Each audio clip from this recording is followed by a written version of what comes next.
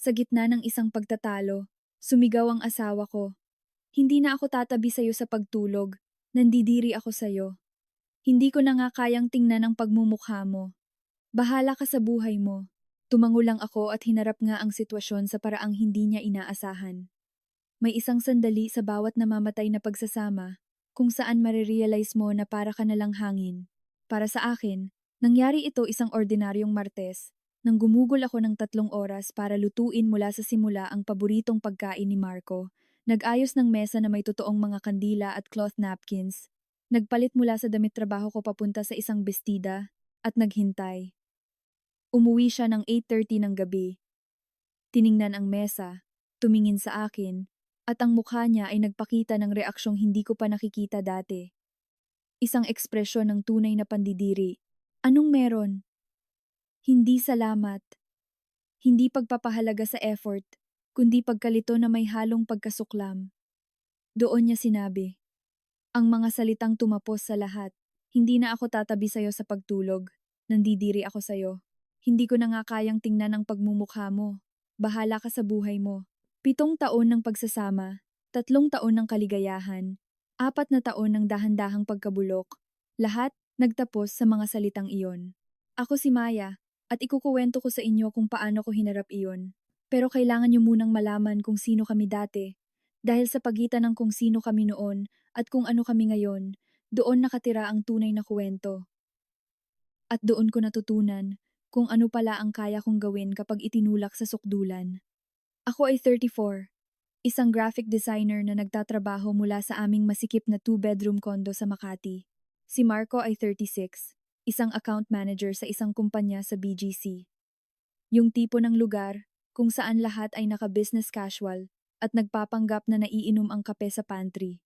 Magaling siya sa trabaho niya, sa pakikipag-usap sa mga kliyente, sa pag-close ng deals, sa pagpapabilib sa mga spreadsheet tuwing presentasyon.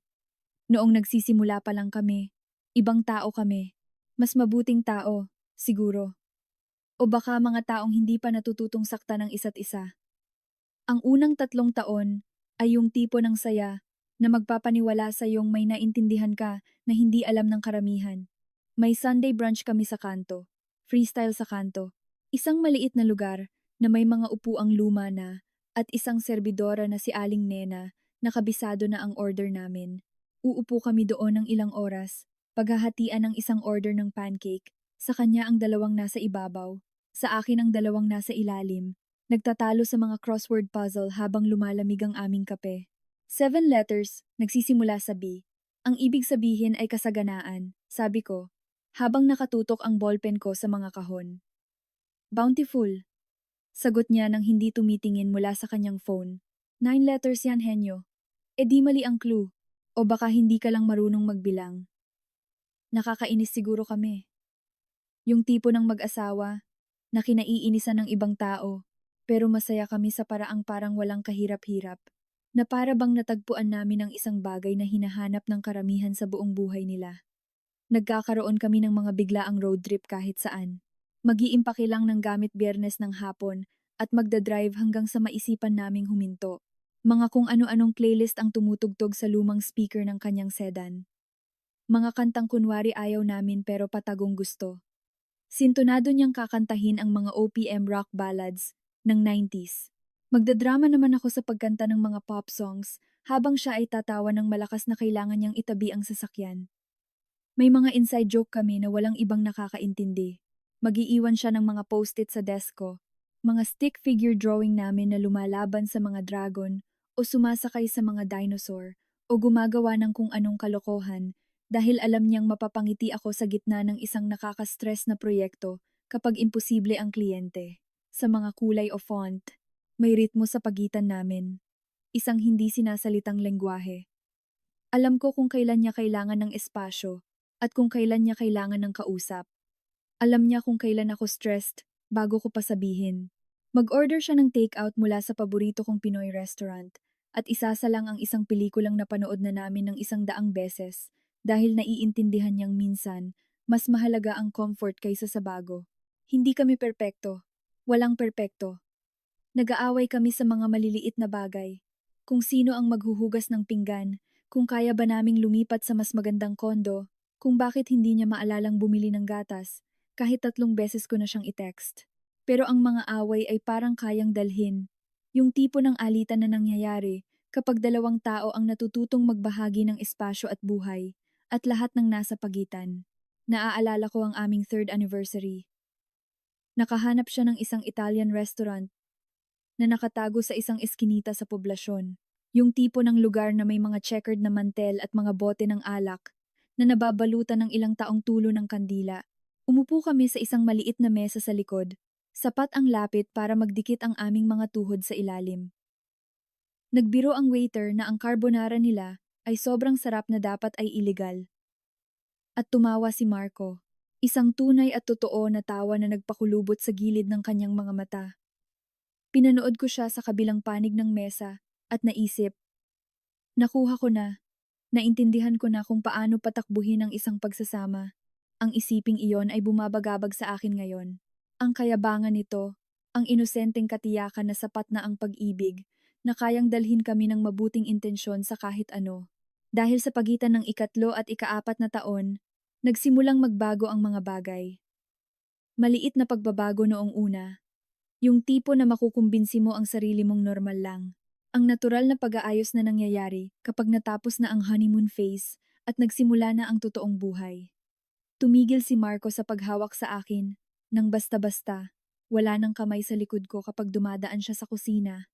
Wala nang paghila sa akin palapit sa sofa tuwing nanonood ng pelikula. Wala nang mga hawak na hindi sinasadya, mga daliring dumadampi sa braso ko habang nag-uusap, kamay na humahanap sa akin habang naglalakad kami sa kalye. Ang pisikal na distansya ay parang maliit lang noong una. Balewala. Sinabi ko sa sarili ko na nagiging komportable lang kami, na hindi lahat ng sandali ay kailangang punuin ng paglalambing. Ganoon naman ang mga pangmatagalang relasyon, hindi ba? Komportable. Madali. Hindi na kasing apurado ng mga unang araw na hindi nyo mapigilan ang mga kamay nyo. Tapos, tumigil na siyang magtanong tungkol sa araw ko. Ikukuwento ko sa kanya ang tungkol sa pagkuha ng bagong kliyente o sa pakikitungo sa isang taong palaging nagbabago ng isip sa bawat design at tatango siya habang ang mga mata niya ay nasa phone. Wow, galing babe. Pero hindi siya nakikinig.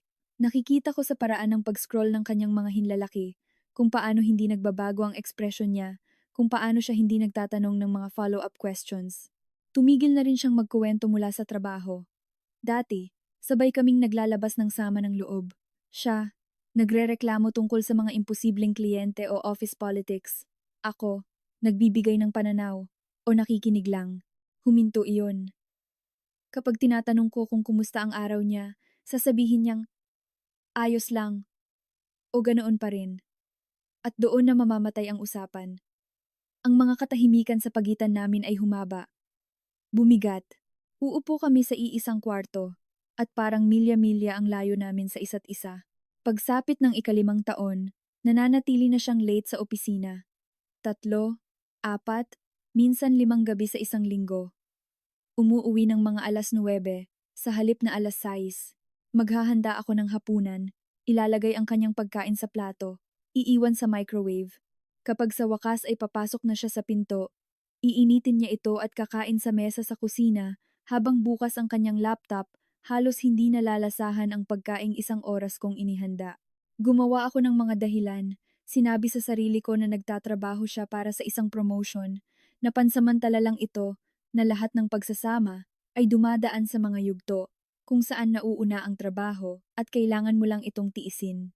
Ang mga artikulong nabasa ko online ay pare-pareho ang sinasabi. Ang pangmatagalang relasyon ay nangangailangan ng pasensya, pag-unawa, pagtitiis sa mga mahihirap na panahon. Kaya, naghintay ako, naging pasensyosa ako, umunawa ako, at lalong lumala ang mga bagay. Pagsapit ng 6 na taon, hindi na kami mag-asawa. 2 taon na lang kami na nagbabahagi ng isang address at isang lease at wala nang iba pang mahalaga. Ginawa ni Marco na opisina niya ang aming pangalawang kwarto. Naglagay siya ng desk, isang filing cabinet, isang maliit na TV. Sabi niya kailangan niya ng sariling workspace dahil kumukuha siya ng mga extra na proyekto. May katuturan naman noon. Tinulungan ko pa siyang ayusin ito. Inayos ang desk niya para nakaharap sa bintana. Binilhan siya ng lamp na may magandang ilaw para sa mga gabing pagtatrabaho.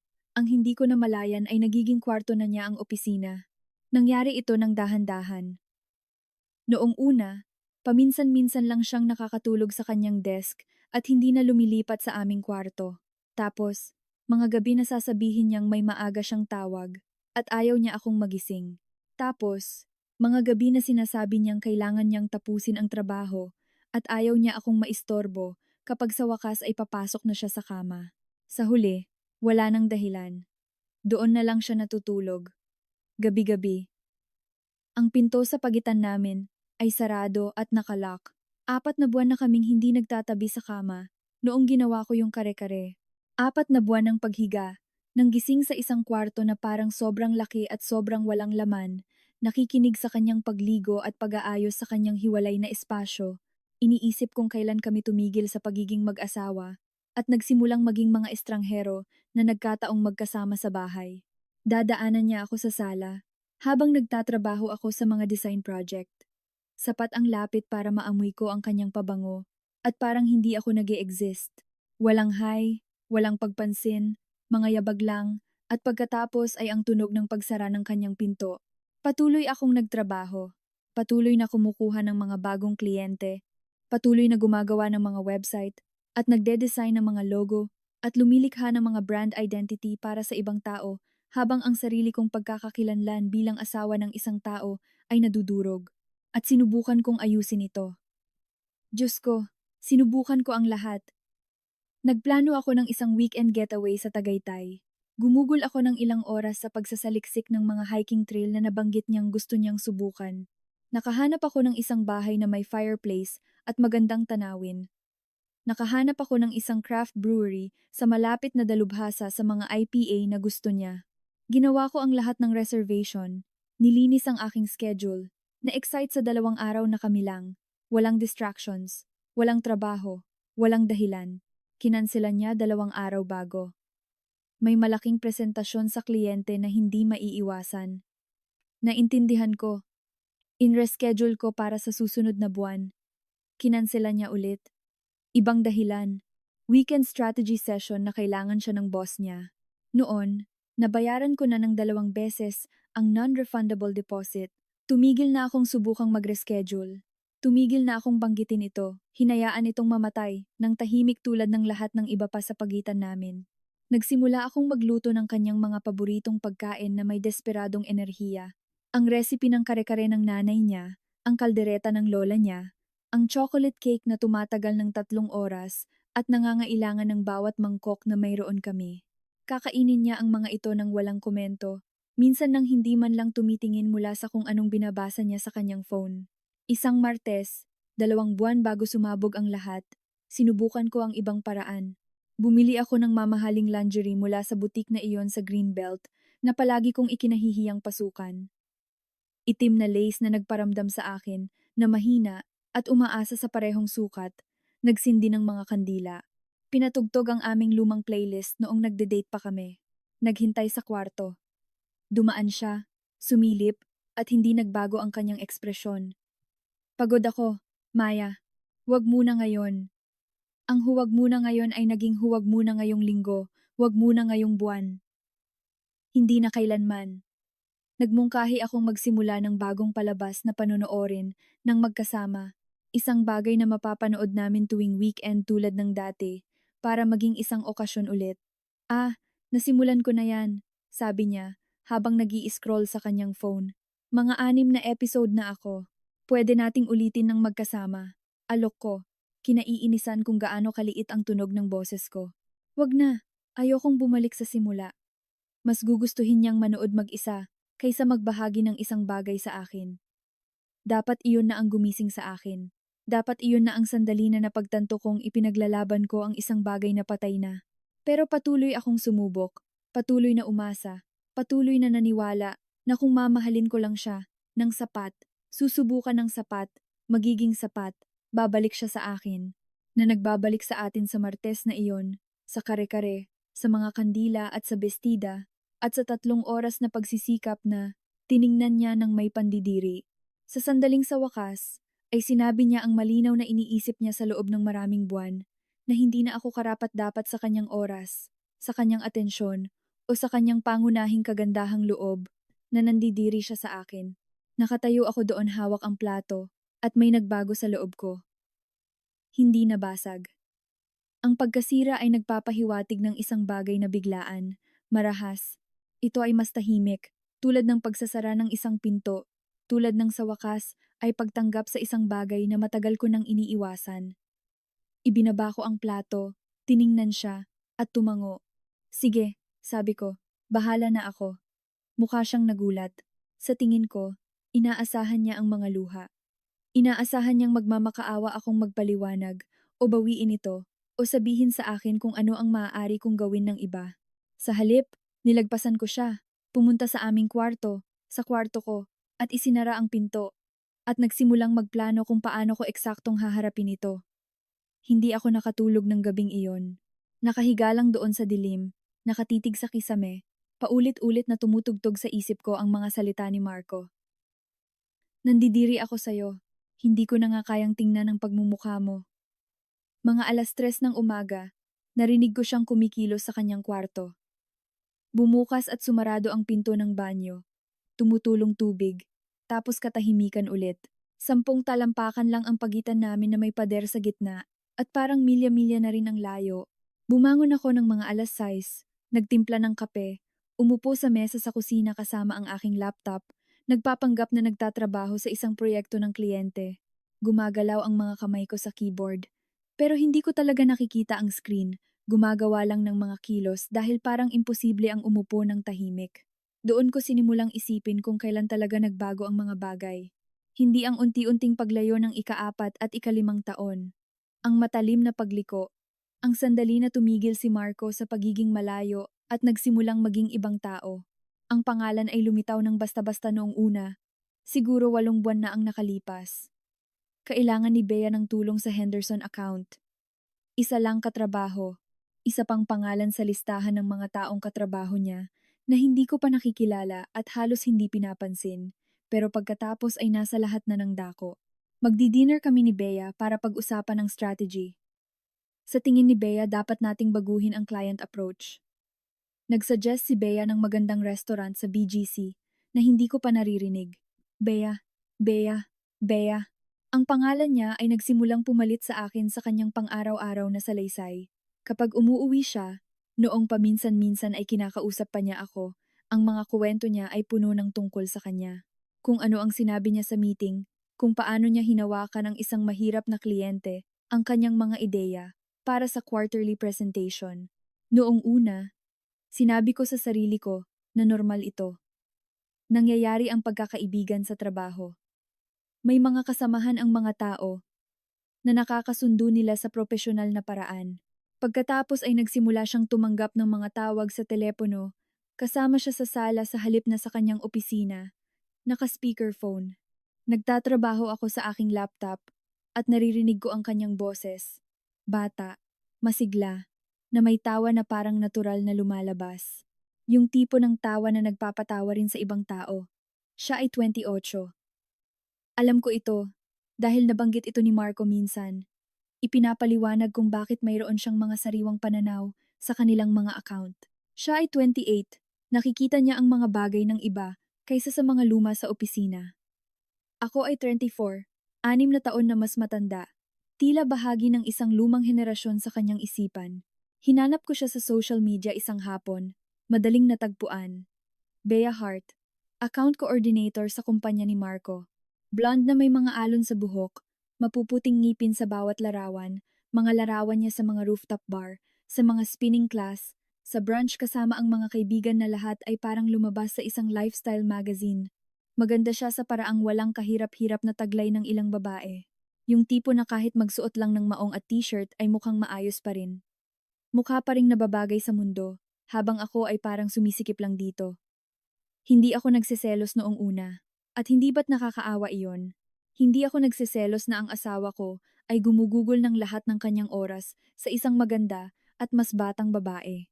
Nakahinga ako ng maluwag. Nakahinga ng maluwag na may nagpapangiti sa kanya muli. Nagpapasalamat na ibang babae ang gumagawa ng emosyonal na trabaho na tila hindi ko na magawa ng tama. Naging napakaliit ko sa sarili kong pagsasama na nagpapasalamat pa akong may ibang nakakapagpasaya sa asawa ko.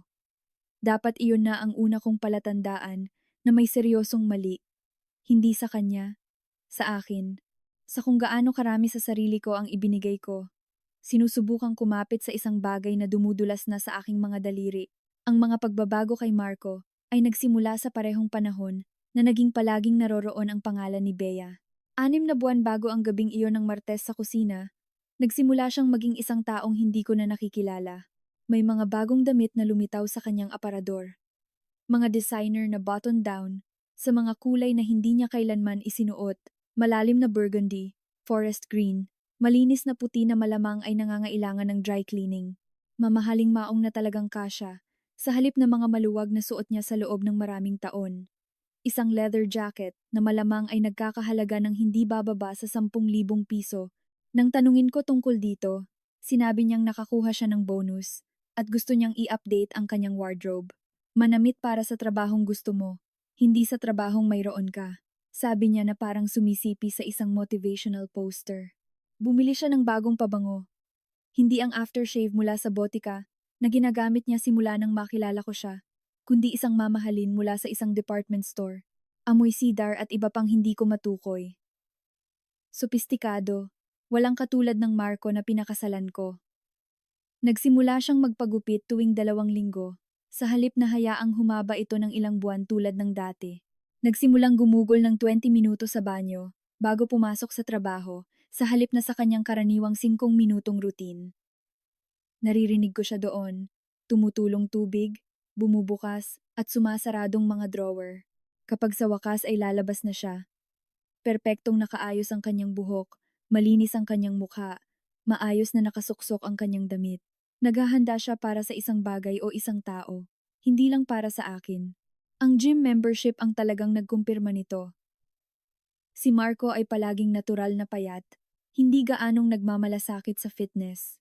Iminungkahi kong sumali kami sa isang gym ilang taon na ang nakalipas. Iniisip na maaring ito ay isang bagay na ginagawa namin bilang mag-asawa. Sinabi niyang sayang lang sa pera, na nakakakuha siya ng sapat na ehersisyo sa paglalakad sa paligid ng syudad. Bigla, mayroon na siyang membership sa isa sa mga mamahaling lugar sa BGC. Nagsimulang pumunta bago pumasok sa trabaho. Umuuwi na may mga protein shake sa ref at mga meal prep container na hindi ko pa nakitang ginamit niya. Nagbago ang kanyang katawan. Hindi gaanong kapansin-pansin, pero sapat na para mapansin ko. Mas malapad ang kanyang mga balikat, mas patag ang kanyang tiyan. Nagsimula siyang magsuot ng kanyang mga damit ng iba, na parang ipinagmamalaki niya kung paano siya tingnan sa halip na takpan lang ang kanyang sarili. Nagbibihis siya para sa isang tao, nag-aayos para sa isang tao, nagiging isang tao na hindi para sa akin. Pinapanood ko siyang umalis ng apartment bawat umaga, na parang isang lalaking pupunta sa isang date. Nakapabango, perpekto ang buhok, mga damit na kasya na parang pinatahi. At uupo ako doon sa aking mga sweatpants at lumang t-shirt. Nag-iisip kung kailan ako naging invisible. Kailan ako tumigil sa pagiging isang taong karapat-dapat paghandaan. Ang kanyang schedule ay naging ganap na hindi mahuhulaan sa parehong panahon. Palagi siyang nagtatrabaho ng late paminsan-minsan. Pero iba ito. Hindi na siya umuuwi ng alas 9, alas 11, hating gabi, minsan 1:00 ng umaga. Nasa kama ako nagpapanggap na tulog, nakikinig sa kanyang susi sa lock. Naririnig siyang pumapasok ng tahimik na parang sinusubukang hindi ako gisingin, tapos agad na pupunta sa banyo, palaging naliligo, palaging hinuhugasan ng araw, o hinuhugasan ng ebidensya ng isang bagay na ayaw kong pangalanan. Isang Huwebes ng gabi, hindi siya umuwi hanggang halos 1:30 ng umaga. Ilang oras na akong nakahiga doon, nakatitig sa kisame. Ang aking isip ay lumilikha ng mga sitwasyon na ayaw kong paniwalaan, ngunit hindi mapigilang isipin. Nang sa wakas ay narinig ko siya sa pasilyo, bumangon ako, sinalubong siya sa kusina. Mukha siyang nagulat na makita akong nakatayo doon. Saan ka galing? Tanong ko, pinapanatiling pantay ang aking boses. Hindi man lang siya mukhang guilty. Iyon ang pinaka nakagulat sa akin. Walang kahihiyan, walang pagkamahiyain, Banayad na pagkainis lang na nagtatanong ako. Work emergency. Kailangang tapusin ang presentation para sa meeting sa umaga. Hanggang 1:30 ng umaga? Malaking account. Alam mo na yan. Nilampasan niya ako para kumuha ng tubig mula sa ref. Doon ko naamoy. Pabango. Hindi sa akin. Walang pabangong pag-aari ko. Isang bagay na mabulaklak at mamahalin. Amoy pabango ka, sabi ko. Uminom siya ng mahabang lagok ng tubig. Siguro galing sa isang tao sa opisina. Ang conference room ay kulob. Malakas magpabango ang mga tao. Nang 1:30 ng umaga, nagpa-dinner kami. Si Bea ay nagsusuot ng pabangong sumasakit ang ulo ko. Sa totoo lang, hindi na ako makapaghintay na makaalis doon. Si Bea, syempre, si Bea iyon. Makatwirang paliwanag. Nagiging kulob nga ang mga conference room. Malakas nga magpabango ang mga tao. Nangyayari nga ang mga late night work session kapag may malalaking account na nakasalalay. Gusto ko siyang paniwalaan. Diyos ko, gusto ko siyang paniwalaan nang labis na hinayaan ko ang aking sarili na balewalain ang paraan na hindi niya ako matingnan sa mata. Hinayaan kong balewalain na naligo siya sa sandaling umuwi siya. Hinayaan kong balewalain ang bawat instinct na sumisigaw na may mali. Sige, sabi ko. Babalik na ako sa kama. Nilampasan ko siya, umakyat pabalik sa aming kama. Sa kama ko, at nakinig sa kanyang pagligo, sa pangalawang pagkakataon ng gabing iyon. Kinabukasan, tinawagan ko si Isabel. Hinintay na umalis si Marco para sa trabaho. Pagkatapos ay tinawagan ang numero ng kapatid ko na may nanginginig na mga kamay. Sumagot siya sa ikatlong ring. Hello! Anong meron? Busy ka ba? May kung ano sa boses ko na nagpatigil sa kanya. Hindi. Kausapin mo ako. Kaya ginawa ko. Sinabi ko sa kanya ang lahat. Ang distansya na lumalaki sa loob ng maraming taon, ang mga gabing pag-uwi ng late, ang pangalan ni Bea na palaging nasa kanyang bibig, ang paraan ng pagbabago niya sa kanyang sarili, ang pabango sa kanyang mga damit ng alauna ng umaga na may paliwanag na technically makatwiran ngunit parang mali. Nang matapos ako, may mahabang katahimikan sa kabilang linya. Maya, sabi ni Isabel sa wakas, maingat ang kanyang boses. Niloloko ka na niya, o malapit na niyang gawin. Pero, wala akong pruweba. Ate, baka. Tama na, pinutol niya ako. Tama na ang paggawa ng dahilan para sa kanya. Tama na ang paghahanap ng makatwirang paliwanag para sa hindi makatwirang pag-uugali. Hindi ka nag-iisip ng kung ano-ano. Sa wakas ay napunta ka na sa kung saan tumuturo ang ebidensya sa loob ng maraming buwan. Umupo ako sa sofa. Telepono na nakadikit sa aking tainga. Nararamdaman ang isang bagay na nabibiyak sa aking dibdib. Ano ang gagawin ko? Ang boses ko ay lumabas na maliit, basag. Ano ang gusto mong gawin? Hindi ko alam kung paano sagutin iyon. Bahagi ko pa rin ang gustong iligtas ang pagsasama. Naniniwala pa rin na kung susubukan ko lang ng mas maigi, magmamahal ng mas mahusay, magiging mas maganda, magluluto ng mas masarap na pagkain, mag-aayos ng mas madalas, magpapayat, magiging mas interesante. Kung magiging kung sino man ang gusto ni Marco na maging ako, babalik siya sa akin.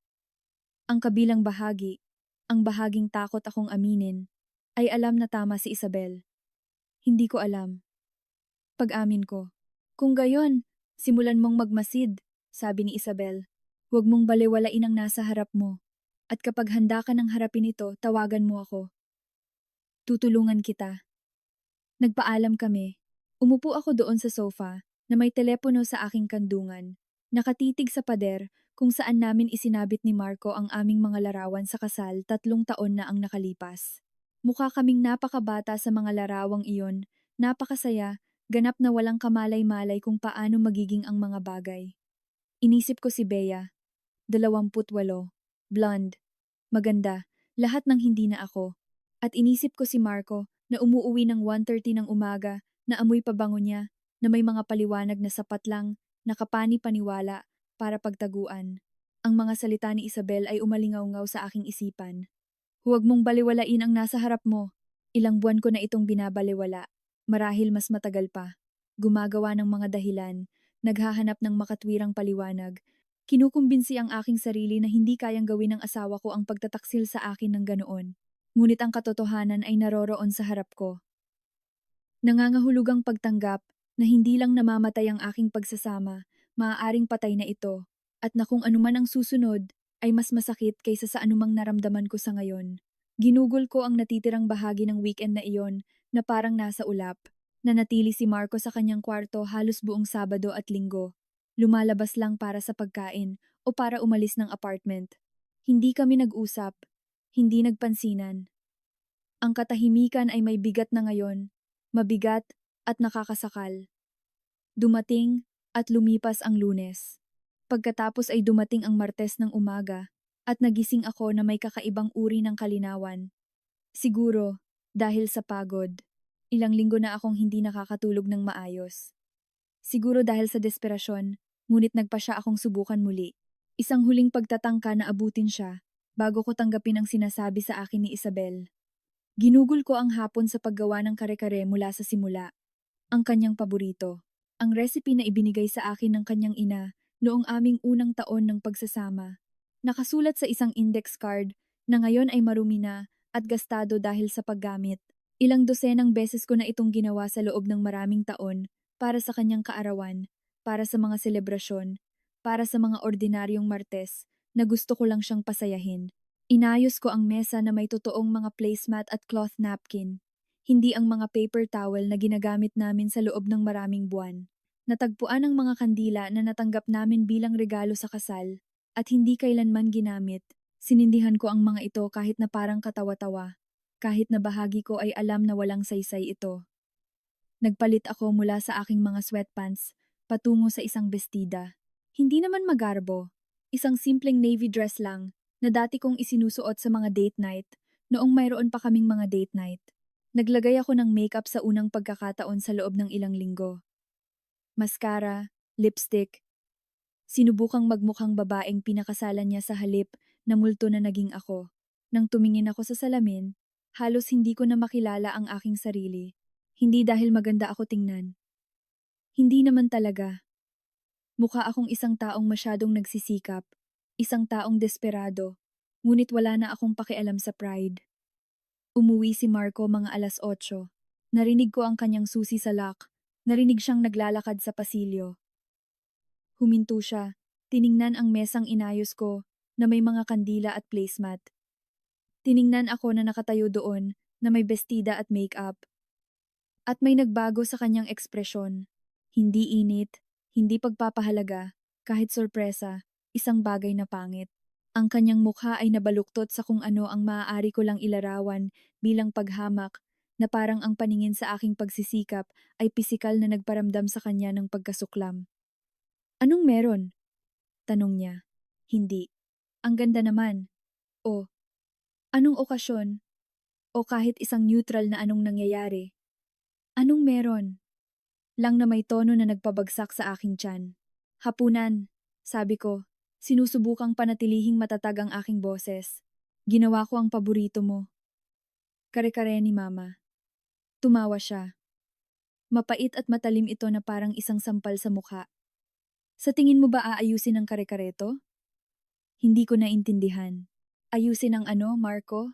Sinusubukan ko lang na, sinusubukang ano? I-guilt ako para magpanggap na maayos ang lahat? Naramdaman kong may nabasag sa loob ng aking dibdib. Hindi kita sinusubukang i-guilt. Sinusubukan kong maghapunan kasama ang asawa ko. Sinusubukang ano? Pumasok pa siya sa kusina. Iligtas tayo. Walang dapat iligtas, Maya. Anong pinagsasabi mo? Anong ginawa kong mali? Nanigas ang kanyang panga. Anong ginawa mong mali? Seryoso ka ba ngayon? Oo, seryoso ako. Ayaw mo akong kausapin. Halos hindi mo ako tinitingnan. Hindi ko alam kung anong nangyari o paano ito aayusin kung hindi mo sasabihin sa akin kung anong mali. Anong mali? Ibinaba niya ang kanyang briefcase nang may mas malakas na puwersa kaysa sa kinakailangan. Sige, gusto mong malaman kung anong mali? Oo, wala ka nang ibinibigay na dahilan para manatili ako. Ang mga salitang iyon ay nakabitin sa hangin sa pagitan namin. Nakatayo ako doon, sinusubukang iproseso ang kanyang sinabi. Sinusubukang intindihin kung ano ang ibig niyang sabihin. Hindi ko maintindihan. Mahina akong sabi. Tiningnan niya ako. Tapos talagang tiningnan ako. At ang pandidiri sa kanyang mga mata ay hindi maipagkakaila. Pinabayaan mo ang sarili mo. Maya, hindi ka na nagsisikap. Pisikal akong umatras na para bang tinulak niya ako. Ano? Tingnan mo nga ang sarili mo. Itinuro niya ako. Nakatayo doon sa aking bestida at makeup. Ang damit na isang oras kong pinili, ang pagsisikap na inilagay ko sa aking hitsura sa unang pagkakataon sa loob ng maraming buwan. Naka-sweatpants at magulo ang buhok mo. 90% ng oras. Walang makeup, walang effort. Tumigil ka ng mag-alala sa hitsura mo. Sa atin, sa akin. Bawat salita ay tumama na parang isang pisikal na suntok. Tiningnan ko ang aking sarili. Sa bestida na literal na suot ko ngayon at naramdaman kong ganap na nalilito. Nakabestida ako ngayon, sabi ko. Nanginginig ang boses. Naglagay ako ng makeup. Oo, at nakakaawa. Nakakaawa na kailangan mong magsikap ng ganito para maging medyo disente. Dati, maganda ka, Maya. Dati, nag-aalaga ka. Ang lalaking nakatayo sa harap ko ay hindi ang aking asawa. Hindi maaari. Ang asawa ko ay nangakong mamahalin ako sa hirap at ginhawa. Ang lalaking ito ay pinupuna ang aking hitsura, na parang ako ay isang empleyado na sinusuri, na parang ang aking halaga ay tinutukoy ng kung gaano kahusay kong gampanan ang papel ng isang kaakit-akit na asawa. Nagtatrabaho ako sa bahay. Sabi ko, sinusubukang panatilihing pantay ang aking boses kahit na parang nadudurog na ako. Hindi ko kailangang mag-ayos para umupo sa aking computer buong araw. Hindi ka naman nagrereklamo dati. Siguro masyado lang akong magalang. Masyadong magalang? Tumaas ang boses ko. Nagiging disenteng tao ka. Nagiging asawa ko. Well, siguro pagod na akong maging magalang. Siguro pagod na akong magpanggap na hindi ko napapansin. Natuluyan ka ng sumuko. Sumuko? Kakatapos ko lang gumugol ng 3 oras sa paggawa ng paborito mong pagkain mula sa simula. Inayos ko ang mesa. Nagbihis ako. Sinusubukan ko. Lagi ka namang sumusubok. Pinutol niya ako. Iyon ang problema. Masyado kang nagsisikap na ayusin ang isang bagay na sira na sa loob ng maraming taon sa halip na tanggapin na lang na tapos na. Tapos na? Ang boses ko ay lumabas na parang isang bulong. Sinasabi mo bang tapos na ang pagsasama natin? Ipinadaan niya ang isang kamay sa kanyang buhok, tumingin sa malayo. Sinasabi kong hindi ko na kaya to. Hindi kaya ang ano? Ang maging asawa ko? Hindi ko kayang magpanggap na masaya ako kung hindi. Hindi ko kayang magpanggap na naaakit ako sa'yo kung hindi. Hindi ko. Huminto siya. Hindi kaya ang ano?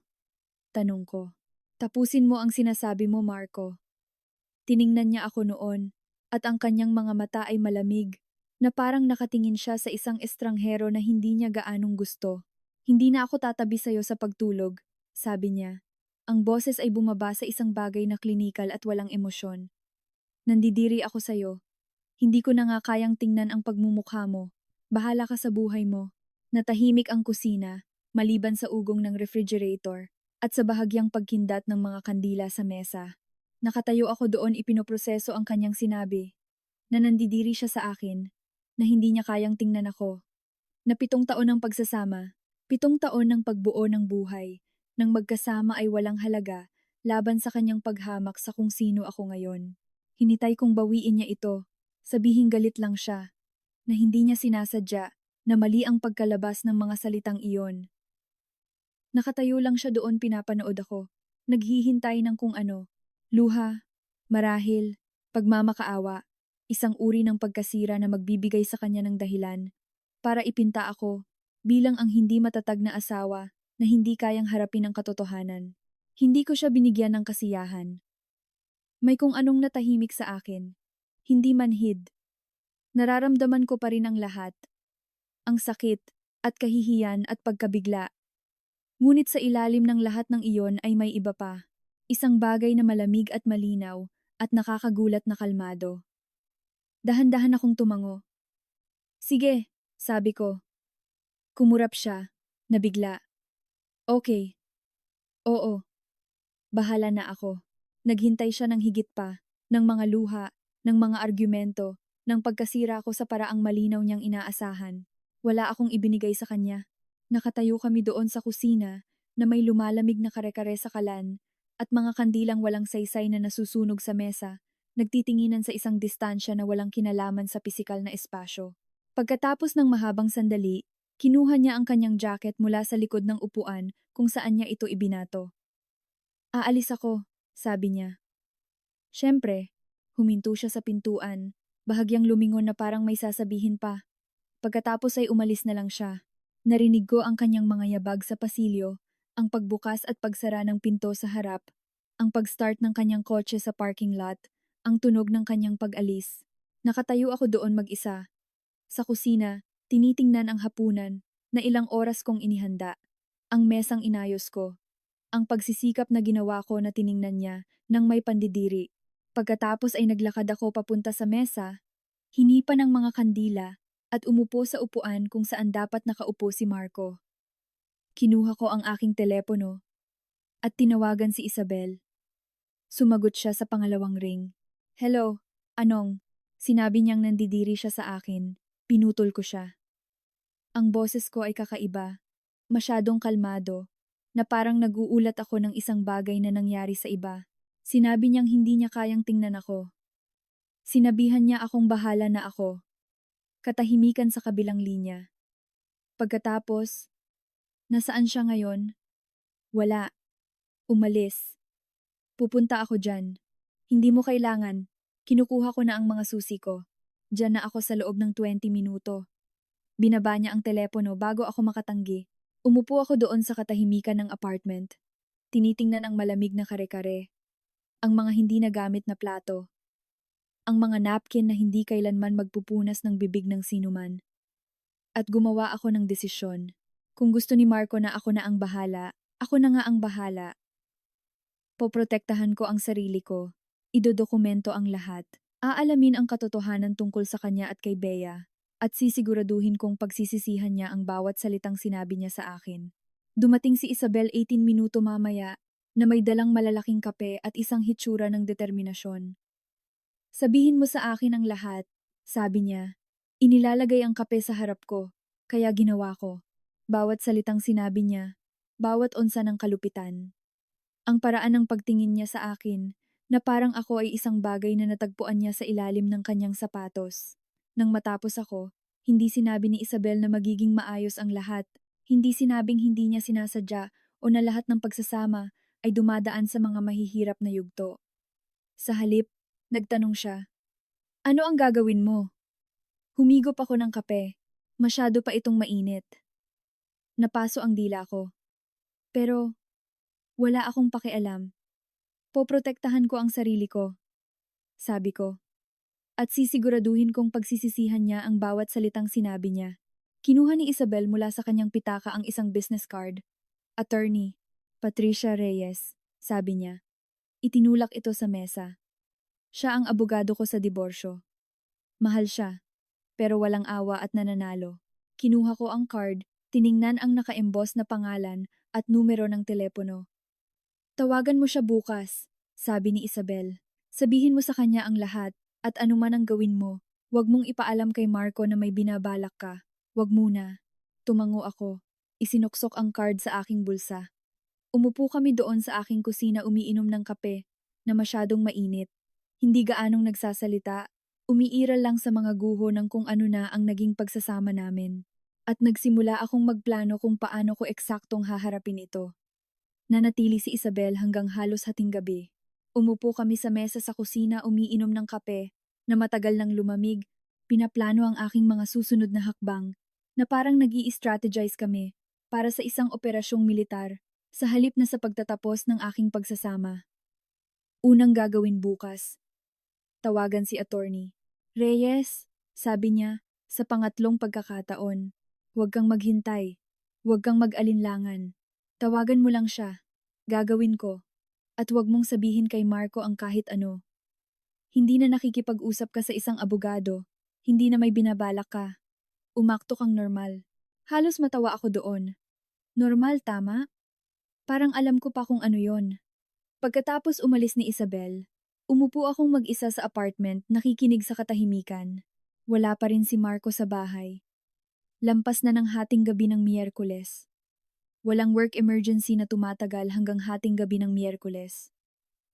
Tumayo ako at naglakad papunta sa filing cabinet sa sulok ng sala. Itinatago namin doon ang lahat ng aming mahahalagang dokumento. Mga birth certificate, SSS cards, mga papeles ng insurance, at ang aming prenup. Kinuha ko ang makapal na Manila envelope, yung hindi ko pa hinahawakan simula nang itago namin ito 7 taon na ang nakalipas pagkatapos ng kasal. Ipinilit ito ng mga magulang ni Marco. Partikular na sinabi ng kanyang ina na ito ay karaniwang proteksyon para sa parehong partido na ginagawa ito ng lahat ngayon. Na hindi ito nangangahulugang hindi kami nagtitiwala sa isa't isa, pinirmahan ko ito nang hindi binabasa ng maingat. Nagmamahalan kami. Magpapakasal kami. Ang prenup ay parang isang formalidad, isang bagay na kailangan ng kanyang mga magulang para sa kapayapaan ng isip, ngunit hindi kailanman magiging mahalaga. Inilatag ko ang dokumento sa mesa sa kusina at nagsimulang magbasa. Totoong pagbabasa, hindi lang basta tingin tulad ng ginawa ko noon. Karamihan dito ay karaniwan. Paghahati ng mga ari-arian na nakuha bago ang kasal, proteksyon ng mga individual na mana, pagtukoy ng magkahiwalay na bank account. Ngunit pagkatapos ay natagpuan ko ito sa pahina 7 sa isang lengguwahe na nakakagulat na malinaw para sa isang legal na dokumento, isang infidelity clause.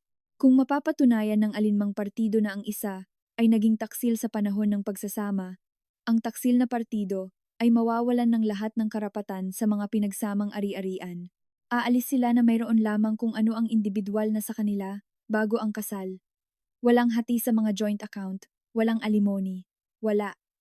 Binasa ko ito ng 3 beses para masigurong naiintindihan ko ng tama. Pagkatapos ay kinuha ko ng litrato gamit ang aking telepono at i-text kay Isabel. Kahit na halos 1:00 na ng umaga, sumagot siya sa loob ng 30 segundo. Ginto to. Ngayon kailangan mo na lang ng pruweba. Umupo ako doon sa tahimik na apartment na may dokumento sa aking mga kamay at naramdaman ang isang bagay na nagbago. Gusto ng mga magulang ni Marco na protektahan ang kanilang anak mula sa isang hypothetical na gold digger. Sa halip, hindi sinasadyang binigyan nila ako ng sandata na kailangan ko para protektahan ang aking sarili mula sa kanya. Ang kabalintunaan ay hindi nawala sa akin. Pati na rin ang oportunidad. Tinawagan ko si Attorney Patricia Reyes kinabukasan ng 9:00 ng umaga. Inilipat ako ng kanyang assistant pagkatapos ng isang maikling paghihintay. This is Patricia. Ang kanyang boses ay profesional, episyente. Ang pangalan ko po ay Maya Parker. Ginamit kayo ng kapatid kong si Isabel para sa kanyang diborsyo. Ibinigay niya sa akin ang numero niyo. Kapatid ni Isabel Hartley. Yes. Anong maitutulong ko sa'yo? Sinabi ko sa kanya ang lahat. Ang distansya, ang paghamak, ang mga hinala tungkol kay Bea, ang malupit na mga salita 2 gabi na ang nakalipas. Nakinig siya ng hindi pumuputol, na pinahahalagahan ko. Mayroon ba kayong prenup? Tanong niya nang matapos ako. Opo, na may infidelity clause. Good. Bigyan mo ako ng kopya at simulan mong idokumento ang lahat. Mga gabing pag-uwi ng late, mga hindi pangkaraniwang gastos, anumang ebidensya ng pagtataksil, mga email, text, location data, kung makukuha mo. Kung mas maraming ebidensya ka, mas malakas ang iyong kaso. Paano ko makukuha ang ganoong uri ng ebidensya nang hindi lumalabag sa batas? Mga joint account, mga shared device, anumang bagay na technically nasa pangalan ninyong dalawa. Pwede yan. Huwag mong i-hack ang kanyang personal na telepono o email. Pero kung pabaya siya sa pag-iwan ng mga bagay na naka-unlock, problema na niya yon, hindi sa'yo. Nag-usap pa kami ng 20 minuto tungkol sa estratehiya, mga timeline, gastos, mahal siya. Libo-libo ang singil kada oras na may retainer fee. Ngunit tama si Isabel, sulit si Attorney Reyes. Pagkatapos naming mag-usap, binuksan ko ang aming mga credit card statement online. Ang joint account na hindi ko gaanong pinapansin, Dahil si Marco palagi ang nag-aasikaso ng mga bayarin. Sinimulan kong suriin ang mga singil ng maayos, buwan-buwan, naghahanap ng mga pattern, at natagpuan ko ang mga ito. Hapunan sa isang mamahaling Italian place sa BGC, P. Santo Pingsandaa. Hindi pa ako nakapunta doon. Nang tingnan ko ang petsa, isang Huwebes ng gabi iyon, nang mag-text si Marco sa akin na magtatrabaho siya ng late, singil sa hotel. Ang Seda, isang boutique hotel sa business district, 12,000 pesos para sa isang gabi. Ang petsa ay 3 linggo na ang nakalipas. Parehong gabi, sinabi niyang mayroon siyang maagang meeting sa kliyente sa kabilang bayan at mas makatuwirang manatili ng mas malapit. Isa pang restaurant, isa pang hotel, mga bulaklak mula sa isang mamahaling florist. 5,000 pesos. Hindi pa ako nakakatanggap ng mga bulaklak.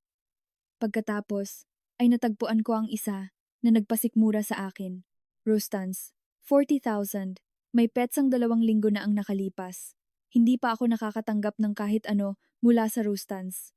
Kumuha ako ng mga screenshot ng lahat. Inayos ang mga ito, ayon sa petsa sa isang folder sa aking laptop, pinangalanang Tax Documents 2025. Dahil hindi iisipin ni Marco na buksan ang isang bagay na ganoon ka-boring. Bawat singil ay nagsasalaysay ng isang kuwento. Bawat resibo ay pruweba. Bawat kasinungalingan ay dokumentadong ebidensya na susuporta sa infidelity clause. Hindi na ako galit. O siguro oo, pero isang malamig na galit na ngayon. Kontrolado, maayos. Ang galit ay magulo. Ang ebidensya ay malinis. Doon ko napansin ang tablet, ang aming shared iPad na ginagamit ni Marco para sa mga email sa trabaho. Iniwan niya ito sa counter sa kusina kaninang umaga. At nang kunin ko ito para ilipat, napansin kong hindi niya ito nilock. Nakatayo ako doon, hawak ito, iniisip ang sinabi ni Attorney Reyes. Shared devices are fair game. Binuksan ko ang browser at naghanap ng mga tracking app. Nakahanap ako ng isa na may magagandang review. Nagsasabing hindi matutukoy at kayang i-mirror ang mga text at location data sa ibang device. Wala pang 5 minuto para install at isync ito sa aking telepono. Nakonsensya ako sa paggawa nito, na parang nilalabag ko ang kanyang privacy. Tumatawid sa isang linya, na hindi ko na mababalikan. Ngunit pagkatapos ay inisip ko ang mga hotel, at ang mga alahas at ang tawa ni Bea na lumalabas sa kanyang speakerphone habang nakaupo akong invisible sa kabilang kwarto. Siya ang unang tumawid sa linya. Ibinalik ko ang tablet kung saan niya ito iniwan at bumalik sa pagtatrabaho sa isang logo design para sa isang kliyente. Sinubukang mag-focus sa mga kulay at font habang ang aking telepono ay nasa tabi ko. Nagsisync ng data mula sa mga mensahe ni Marco. Sa loob ng 25 na oras, nakuha ko na ang lahat ng kailangan ko. Text kay Bea na ipinadala ng tulabak taputput labakput ama ng isang Martes. Can't wait for this weekend. Tayo lang. Walang istorbo. Isa pa ng 11:23 p. Mem. Ng isang Miyerkules. Wala siyang alam. And honestly, wala na akong pakialam kung malaman pa niya. Pagod na akong magpanggap. At ang isa na pinakamasakit na ipinadala ng 4:10 p.m. ng isang Huwebes. You're everything she's not. Maganda, exciting, buhay na buhay. Dapat iniwan ko na siya ilang buwan na ang nakalipas. Hinihintay ko lang ang tamang oras. Ang location data ay nagpakita kung ano mismo ang hinala ko. Si Marco ay nasa isang address sa BGC. Ang apartment ni Bea, kinumpirma ko sa isang mabilis na paghahanap, 3 gabi sa isang linggo, sa loob ng nakaraang 2 buwan. Palaging sa mga gabing sinasabi niyang nagtatrabaho siya ng late. Umupo ako sa aming sofa, binabasa ang mga mensahe, kung saan inilarawan ng aking asawa ako bilang isang pabigat, bilang isang taong kinasasadlakan niya, bilang ang hadlang sa pagitan niya at ng kanyang kaligayahan sa isang taong mas bata, mas maganda, mas exciting. Bawat mensahe ay parang isang maliit na hiwa. Ngunit hindi ako umiyak, hindi nasira. Isinave ko lang ang lahat, i-backup ito sa 3 magkakaibang cloud service, at idinagdag ito sa aking evidence folder. Ang susunod na hakbang ay protektahan ang aking sarili sa pinansyal na paraan. Pumunta ako sa ibang bangko sa kabilang bayan, isa na hindi basta-basta papasukan ni Marco, at nagbukas ng bagong account sa pangalan ko lang. Sinabi ko sa banker na nagpaplano ako ng ilang sorpresang gastos at gusto kong ihiwalay ang mga ito. Pagkatapos ay nagsimula akong maglipat ng pera mula sa aming joint savings. Maliit na halaga, 5,000 dito, 10,000 doon. Walang sapat na malaki para mag-trigger ng mga alerto o magdulot ng agarang hinala, sapat lang para makabuo ng isang unan para sa kung anuman ang susunod. Sa loob ng 2 linggo, mayroon na akong 500,000 pesos na secured sa isang account na hindi alam ni Marco na umiiral. Nagsimula na rin akong magpalit ng mga password. Bawat subscription service na binabayaran ko na ginagamit ni Marco. Netflix, HBO Go, Spotify, ang meal kit delivery service, ang kanyang gym membership na ilang buwan ko nang sinasagot. Pinalitan ko lahat. Napansin agad ni Marco. Nagsimulang mag-vibrate ang aking telepono na may mga text habang nagtatrabaho ako sa isang presentasyon sa kliyente. Bakit hindi ako makapag-login sa Netflix? Pinalitan mo ba ang password ng HBO Go? Ano ba to, Maya? Tinapos ko ang paragraph na isinusulat ko, sinave ang aking trabaho, pagkatapos ay nagpadala ng isang mensahe pabalik. Sabi mo bahala na ako. Bahala na ako. Umuwi siya ng maaga ng araw na iyon, pumasok sa pinto mga 6:30, namumula ang mukha. Anong problema mo? Tanong niya. Natagpuan ako sa sala kasama ang aking laptop. Hindi ako tumingin. Wala akong problema. Pinalitan mo lahat ng password. Parang bata. Sabi mo nandidiri ka sa akin. Naisip ko lang na ayaw mong magbahagi ng mga streaming service sa isang taong kasuklam-suklam. Nanigas ang kanyang panga. Nakita kong kinakalkulan niya kung palalakihin o aatras. Nakita kong sinusubukan niyang alamin kung nag-iinarte lang ako o kung may mas malalim na kahulugan ito. Hindi ko siya binigyan ng oras para magpasya. Tumingin ako mula sa aking laptop at diretsyong tiningnan ang kanyang mga mata. At saka, alam ko na ang tungkol kay Bea. Huwag mo akong insultuhin sa pamamagitan ng pagtanggi. Namutla ang kanyang mukha. Talagang namutla na parang nawala lahat ng dugo dito. Ano ang pinagsasabi mo? Ang pinag-uusapan ko ay ang mga hotel, ang mga restaurant, ang alahas na hindi ko natanggap. Ang pinag-uusapan ko ay ang apartment ni Bea na binibisita mo 3 gabi sa isang linggo sa loob ng 2 buwan. Ang pinag-uusapan ko ay ang mga text kung saan sinasabi mo sa kanya na ako ang hadlang sa pagitan ninyo at ng iyong kaligayahan. Ibinuka niya ang kanyang bibig. Isinara ito. Ibinuka muli. Paano mo? Hindi mahalaga kung paano ko nalaman. Ang mahalaga ay alam ko ang lahat. At ngayon, kailangan mong harapin ang mga kahihinatnan. Bumalik ako sa aking laptop. Binaliwala siya na parang isang istorbo sa aking trabaho sa halip na asawa ko ng 7 taon. Nakatayo siya doon ng isa pang sandali. Pagkatapos ay lumingon at pumasok sa kanyang kwarto. Sumara ang pinto. Tumunog ang lock. Umupo ako sa sofa, nanginginig ng bahagya ang mga kamay, at napagtanto kong nagdeklara na ako ng giyera, at wala akong intensyon na matalo. Hindi lumabas si Marco sa kanyang kwarto sa natitirang bahagi ng gabing iyon. Umupo ako sa sala nagtatrabaho sa mga proyekto ng kliyente. Nakikinig sa katahimikan mula sa likod ng kanyang saradong pinto at kakaibang kalmado ang pakiramdam. Yung tipo ng kalmado na dumarating pagkatapos mong sa wakas ay tumigil sa paglaban sa katotohanan at nagsimulang tanggapin ito. Mga 10:00 ng gabi, narinig kong bumukas ang kanyang pinto. Mga yabag sa pasilyo, lumitaw siya sa pintuan ng sala, at masasabi ko mula sa kanyang mukha na inihahanda niya ang kanyang sarili para sa pag-uusap na ito. Kailangan nating mag-usap, sabi niya. Hindi ako tumingin mula sa aking laptop. Tungkol sa sinabi mo kanina. Tungkol kay Bea. Anong tungkol sa kanya? Pumasok pa siya sa kwarto, ipinadaan ang kamay sa kanyang buhok. Nagkakamali ka ng conclusion. Nag-aakala ka base sa... Hindi ko alam kung saan mo binabase yan. Sinave ko ang aking trabaho.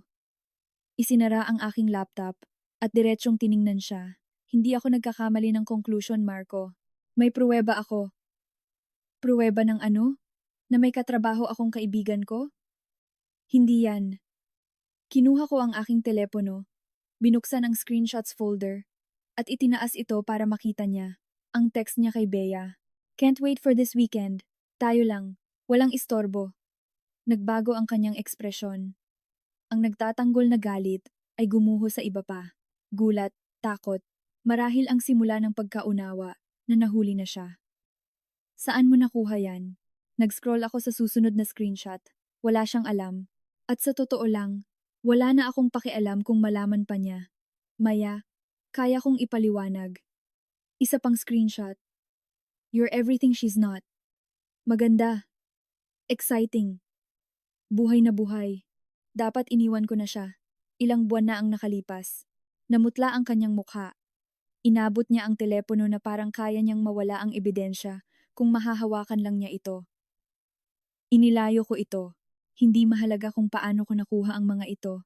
Sabi ko, matatag ang boses. Ang mahalaga ay alam ko ang lahat. Ang mga hotel, ang mga restaurant, ang halos 40,000 pesos na ginastos mo sa Rustans para sa alahas na hindi ko natanggap. Ang 2 buwan ng kasinungalingan. Ibinuka niya ang kanyang bibig. Isinara ito. Ibinuka muli na parang isang isda na nalulunod sa hangin. Hindi. Hindi mo naiintindihan ang konteksto. Ang konteksto? Halos matawa ako. Anong konteksto ang nagiging okay sa mga mensaheng iyon, Marco? Anong konteksto ang nagiging katanggap-tanggap sa paggastos ng ating pera sa mga hotel room kasama ang ibang babae? Nalilito ako, sabi niya, at naririnig ko ang desperasyon na pumapasok sa kanyang boses. Sobrang stress sa trabaho. At ikaw at ako ay may mga problema. At si Bea ay nandoon lang noong kailangan ko ng isang tao. Kaya, kasalanan ko to? Tumayo ako. Nagtaksil ka sa akin dahil hindi ako sapat na available. Dahil hindi ako kung ano man si Bea. Hindi. Hindi yan ang sinasabi ko. Kung gayon, ano ang sinasabi mo? Tiningnan niya ako at nakita kong sinusubukan niyang alamin kung aling estratehiya ang gagana. Nabigo ang pagtanggi. Ngayon ay lumilipat na siya sa victim approach. Nagkamali ako, mahina niyang sabi. Nahihirapan ako at nagkamali ako ng malaki. Pero kaya nating ayusin to. Pwede tayong mag-counseling, pagdaanan to. Maraming nakakasurvive sa mga affair. Sinabi mong nandidiri ka sa akin. Pinutol ko siya. 3 araw na ang nakalipas. Tumayo ka sa ating kusina. At sinabi mong hindi mo na kayang tingnan ako. Hindi iyon mga salita ng isang taong nagkamali. Iyon ay mga salita ng isang taong matagal, nang wala sa relasyon, at naghihintay na lang ng tamang sandali para gawin itong opisyal. Galit ako. Hindi ko sinasadya. Oo, sinadya mo. Bawat salita. At sa totoo lang, natutuwa akong sa wakas ay sinabi mo na dahil ngayon alam ko na kung saan ako nakatayo. Humakbang siya palapit sa akin. Maya, pakiusap. 7 taon na tayong magkasama. Dapat may ibig sabihin yon. Kaya nating lampasan to. Hindi. Sabi ko, hindi natin kaya. Dahil ayoko na. Ang mga salitang iyon ay nakabitin sa hangin sa pagitan namin. Nakita ko ang sandaling naunawaan niya. Ang sandaling naintindihan niyang hindi ko na ipaglalaban ang pagsasamang ito. Anong sinasabi mo? Sinasabi kong tapos na. Gusto mong umalis. Matapang ka man o hindi para aminin. Kaya ibinibigay ko sa'yo ang gusto mo. Hindi ko sinabing gusto kong umalis. Hindi mo kailangang sabihin. Sinabi mo yon sa bawat gabing pag-uwi ng late, bawat kasinungalingan, bawat text kay Bea, kung saan inilarawan mo kung gaano siya kahusay kaysa sa akin. Sinabi mo yon nang sabihin mong nandidiri ka sa akin. Tahimik siya sandali. So ano? Itatapon mo na lang ang 7 taon? Wala akong itinatapon. Ikaw na ang gumawa niyan. Nililinis ko lang ang kalat, tulad ng sinabi mo. Kinuha ko ang aking laptop at nilampasan siya papunta sa kwarto. Hinawakan niya ang braso ko, hindi mahigpit, pero sapat para pigilan ako.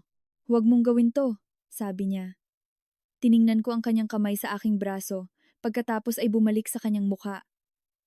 Bitawan mo ako. Agad niyang ginawa na parang napaso. Tapos na tayo, Marco. Tanggapin mo na. Pumasok ako sa kwarto at isinara ang pinto. Kinabukasan, tinawagan ko si Attorney Reyes bago pa man magising si Marco. Gusto ko nang mag-file. Sabi ko nang sumagot siya. Sigurado ka na? Ganap. Kung gayon, pumunta ka ngayon.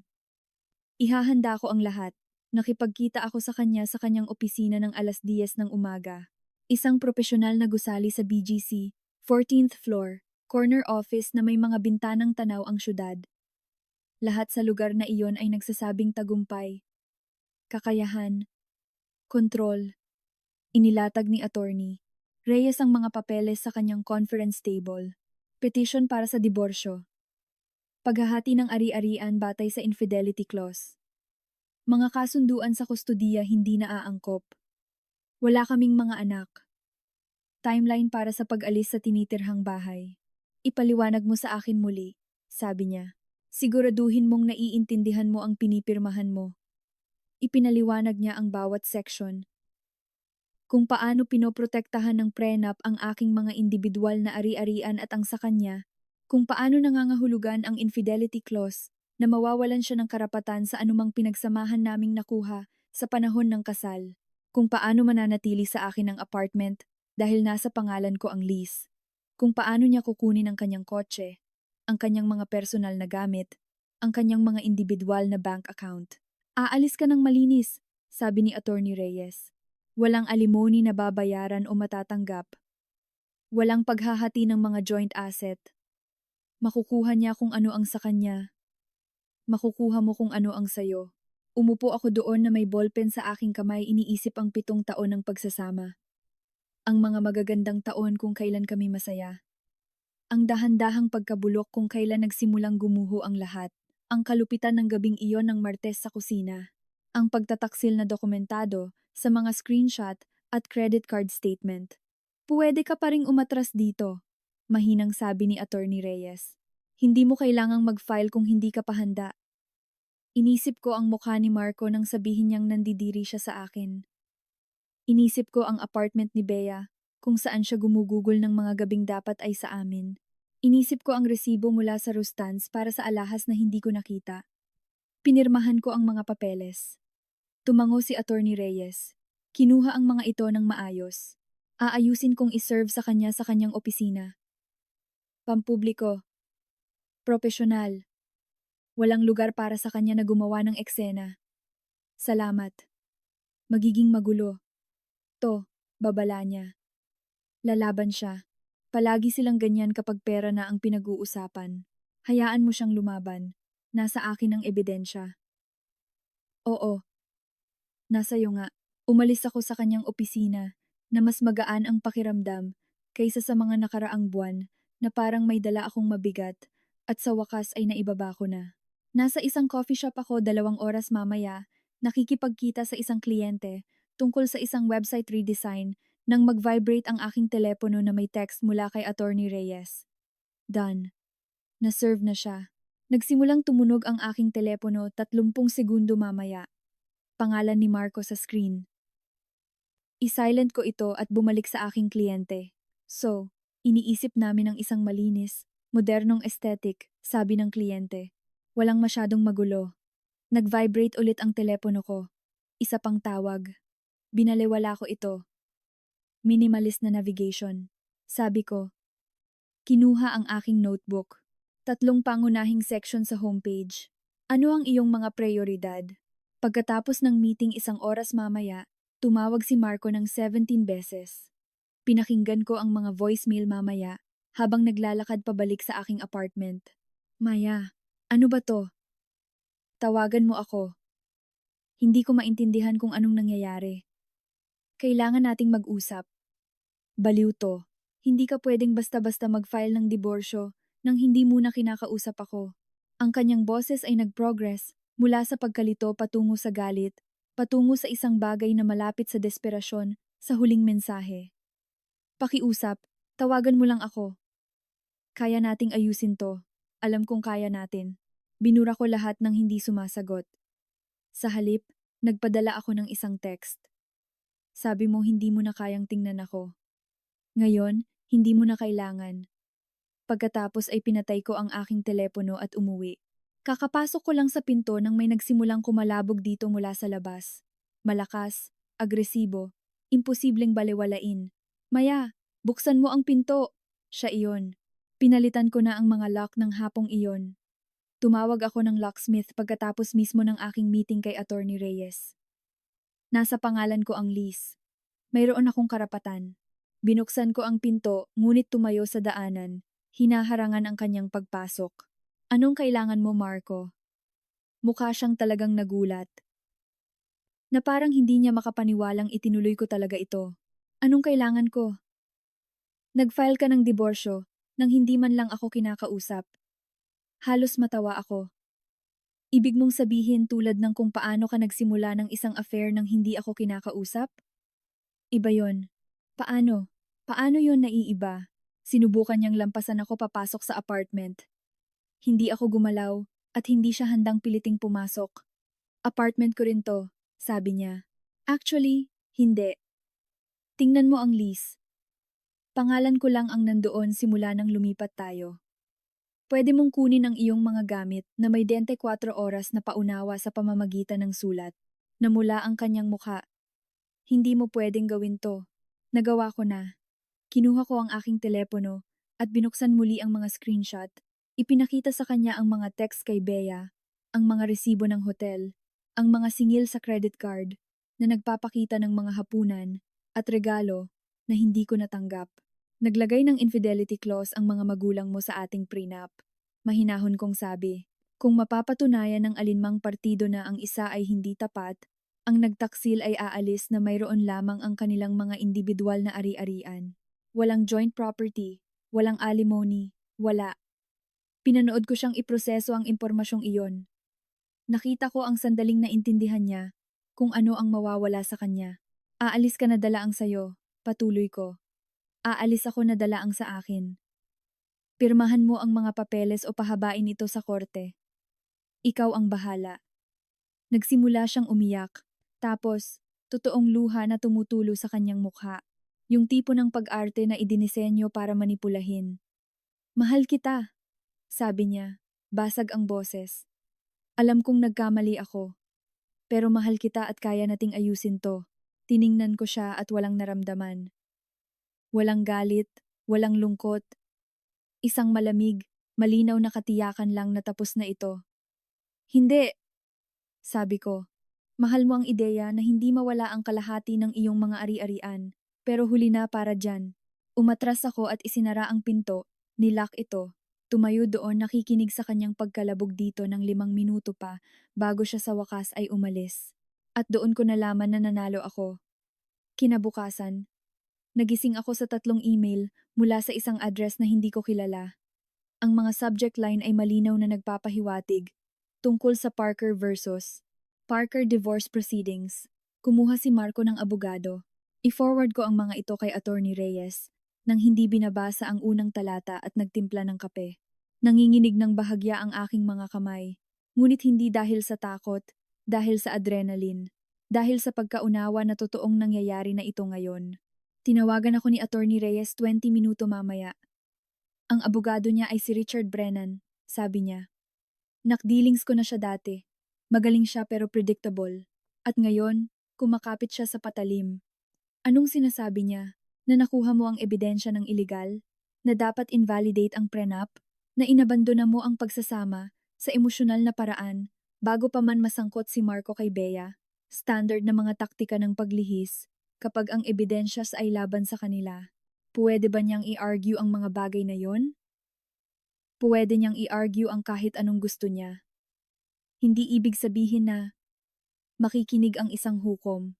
Lahat ng nakuha mo ay mula sa mga joint account at shared device. Ganap na legal. Ang prenup ay pinirmahan na mayroong magkahiwalay na abogado ang parehong partido, walang pilitan, sapat na oras para suriin, at ang emosyonal na pag-abandona ay hindi dahilan para invalidate ang isang infidelity clause. Huminto siya. Sinusubukan lang niyang iligtas si Marco mula sa mga kahihinatnan ng kanyang sariling mga pagpipilian. Kaya ano ang gagawin natin? Wala. Sasagot tayo ng mahinahon, magbibigay ng dokumentasyon, at hayaan si Brennan na mapagod. Alam niyang matatalo siya. Ito ay tungkol sa pag-antala sa hindi maiiwasan at umaasang makikipagnegosasyon ka. Hindi ako makikipagnegosasyon. Good. Wag. Sa sumunod na linggo, nagpatuloy ang legal na palitan. Nag-file si Brennan ng isang mosyon na nagsasabing ang prenup ay hindi makatwiran. Sumagot si attorney Reyes gamit ang mga orihinal na dokumento na nagpapakita na pareho kaming may legal na representasyon at sapat na oras para suriin bago pumirma. Sinubukan ni Brennan na i-argue na emosyonal kong pinabayaan ang pagsasama, na lumikha ng mga pangyayari na nagtulak kay Marco sa mga braso ng iba.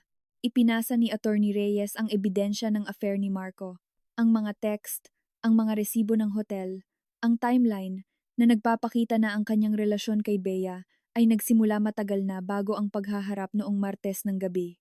Nag-iimbento na lang ang abogado niya, sabi sa akin ni Attorney Reyes sa isa sa aming mga tawag. Ganito ang itsura ng desperasyon sa legal na termino. Dapat ay naramdaman kong nagtagumpay. Siguro oo sa isang antas, ngunit karamihan ay pagod lang ang naramdaman ko. Pagod sa pag-away. Pagod na ang aking pagsasama ay hinihimay sa legal na lengguwahe. Pagod na si Marco ay nakakahanap pa rin ng mga paraan para gawin akong kontrabida sa kanyang kwento. Pagkatapos ay tumawag ang kanyang ina. Huwebes ng hapon iyon. Nagtatrabaho ako sa isang logo design para sa isang bagong kliyente nang tumunog ang aking telepono na may isang numero na hindi ko agad nakilala. Halos hayaan ko na itong mapunta sa voicemail, ngunit may nag-udyok sa aking sagutin. Hello? Ang kapal ng mukha mo. Walang pagpapakilala. Tatlong salita lang na puno ng kamandag. Agad kong nakilala ang boses. Ang ina ni Marco, si Elena. Ang kapal ng mukha mong gawin ito sa anak ko. Umupo ako. Stylus ko. Sumandal sa aking upuan. Hello, Tita Elena. Wag mo akong Hello, Tita Elena. May ideya ka ba kung ano ang ginawa mo? Wasak na wasak siya. Ganap na wasak. Nanatili akong kalmado. Na mas mahirap kaysa sa tunog nito. Ang anak niyo po ay niloko ako sa loob ng maraming buwan. Nagkamali siya. Ang pagsasama ay tungkol sa pagpapatawad, Maya. Tungkol sa pagdaan sa mga mahihirap na panahon, hindi sa pagtakbo sa sandaling maging mahirap ang mga bagay. Naririnig ko si Marco sa background. Ang kanyang boses ay apurado ngunit hindi malinaw. Ma, ibaba mo na. Hindi to nakakatulong. Ma, nagsalita si Tita Elena sa ibabaw niya. Palagi ka namang malamig. Sinabi ko kay Marco noong una kanyang dinala sa bahay na may mali sa'yo. May pagkamakasarili. Pero mahal ka niya. Diyos na lang ang nakakaalam kung bakit. At sinuportahan ko ang kanyang pagpili kahit na may mga duda ako. May punto ba ang tawag na ito? Tanong ko.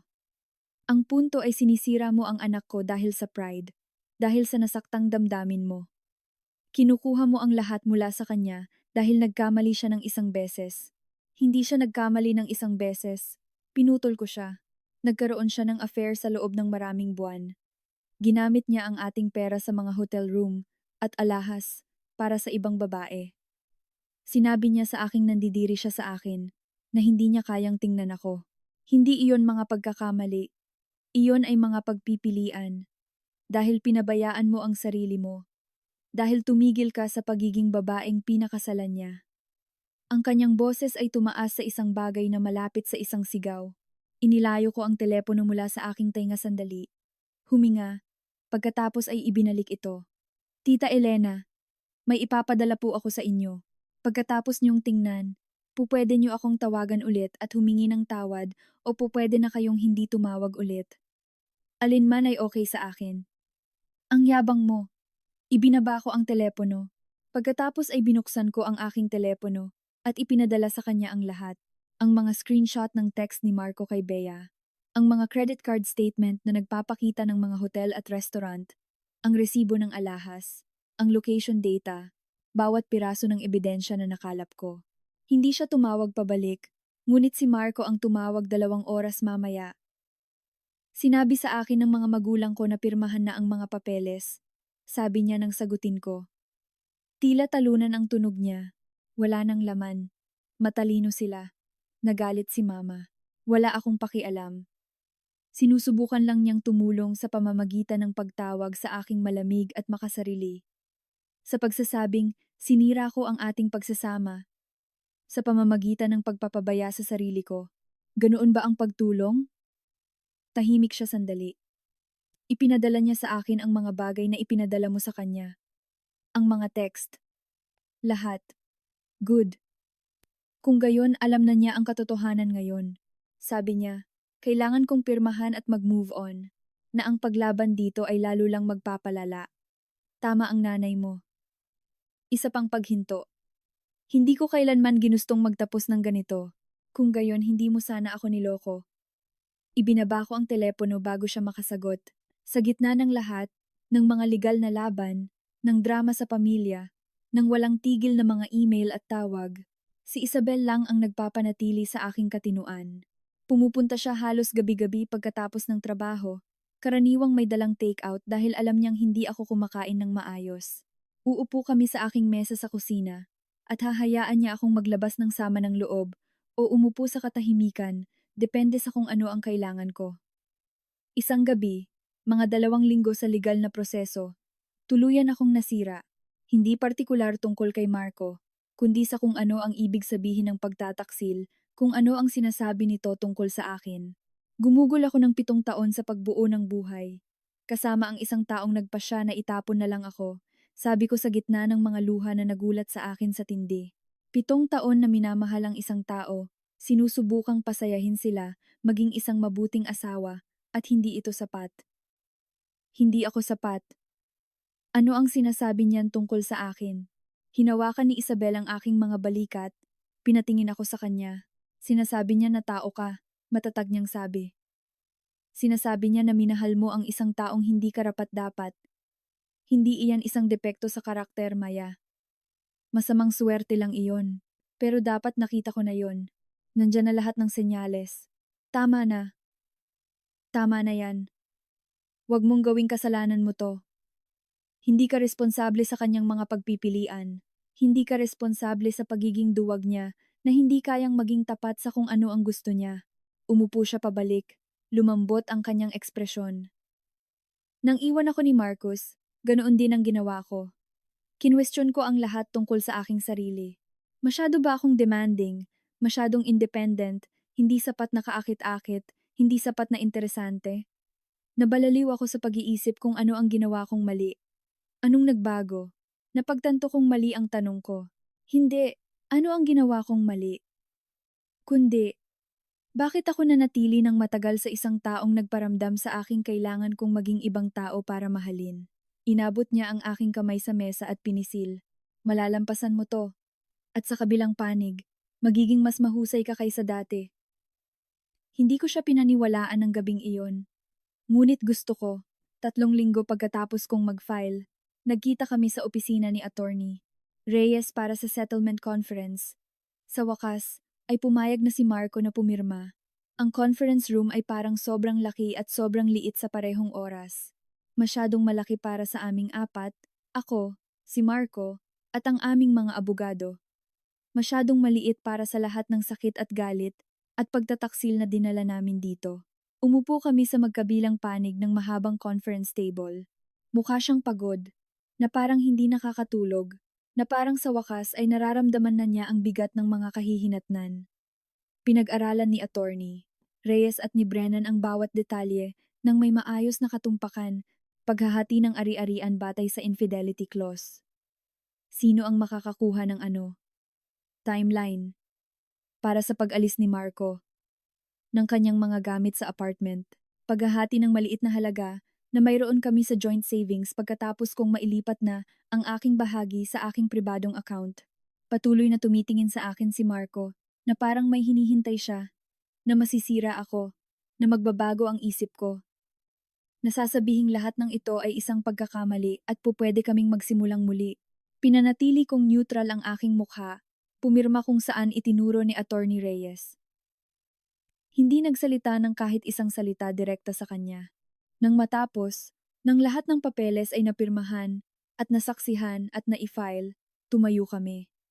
Nakipagkamay si Attorney Reyes kay Brennan ng may propesyonal na paggalang. Pagkatapos ay lumabas kami. Ako at si Marco, nasabay na naglalakad papunta sa mga elevator dahil sa nakasanayan na. Dumating ang elevator. Pumasok kami. Bumaba ng 14 na palapag sa kumpletong katahimikan.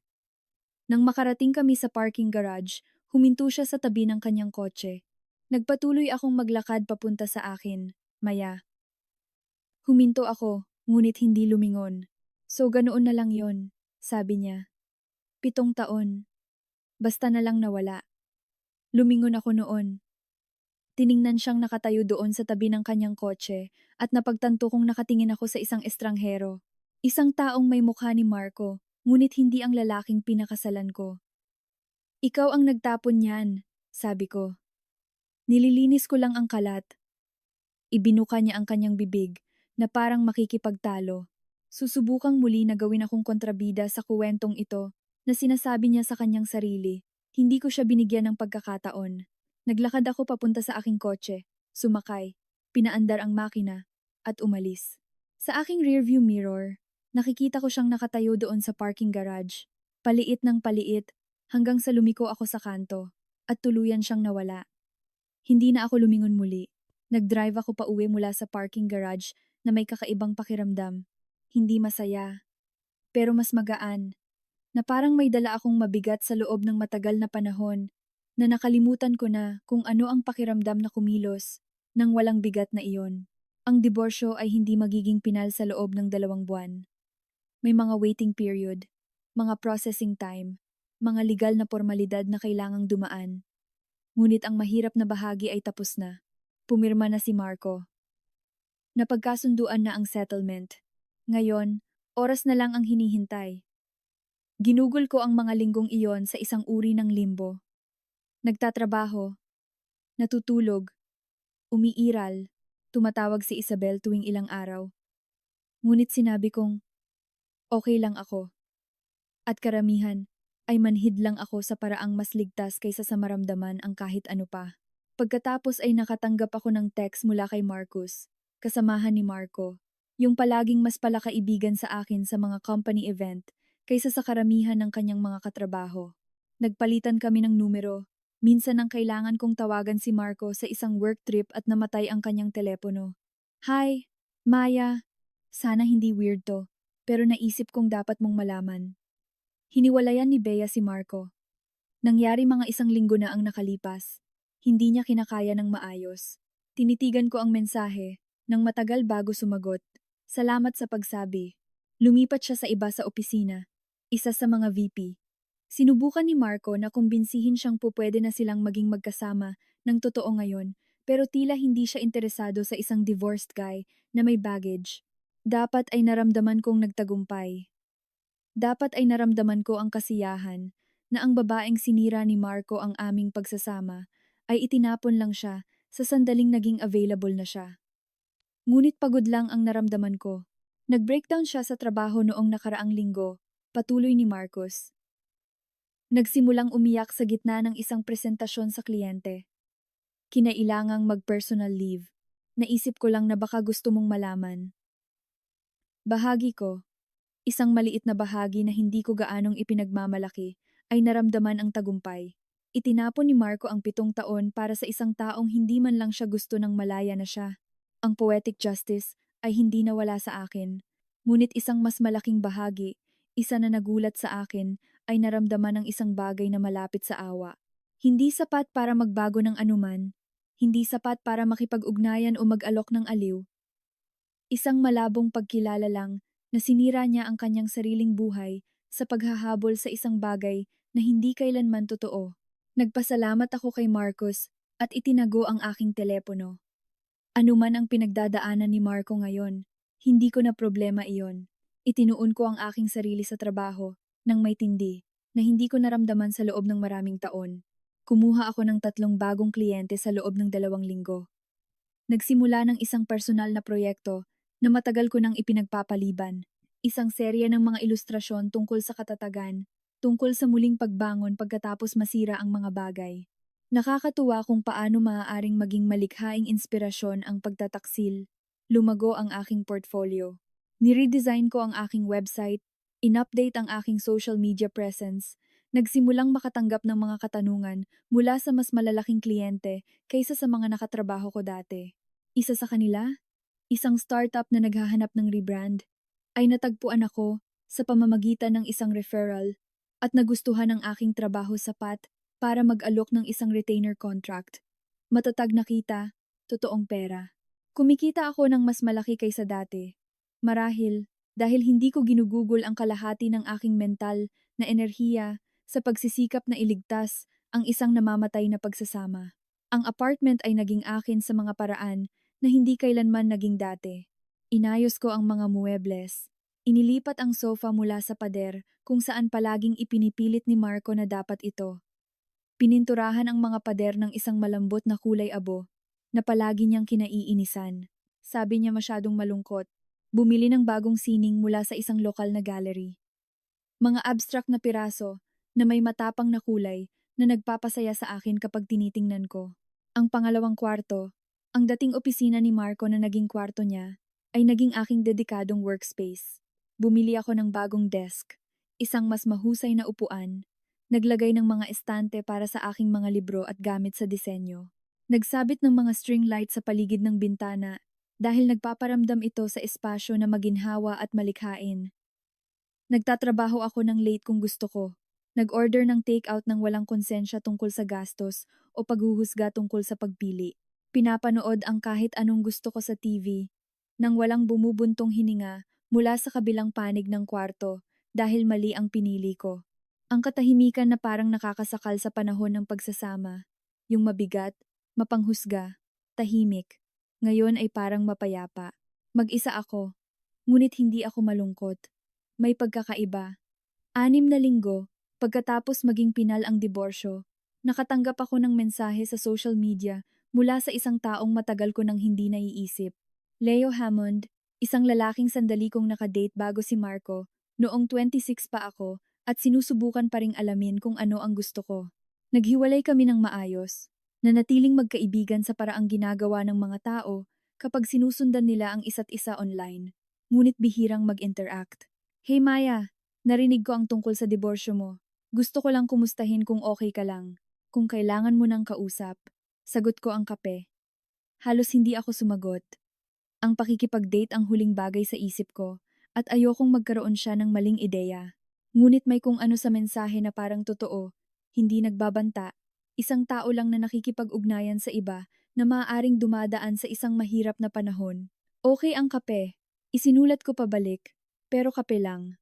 Hindi pa handa sa iba. Ganap na naiintindihan.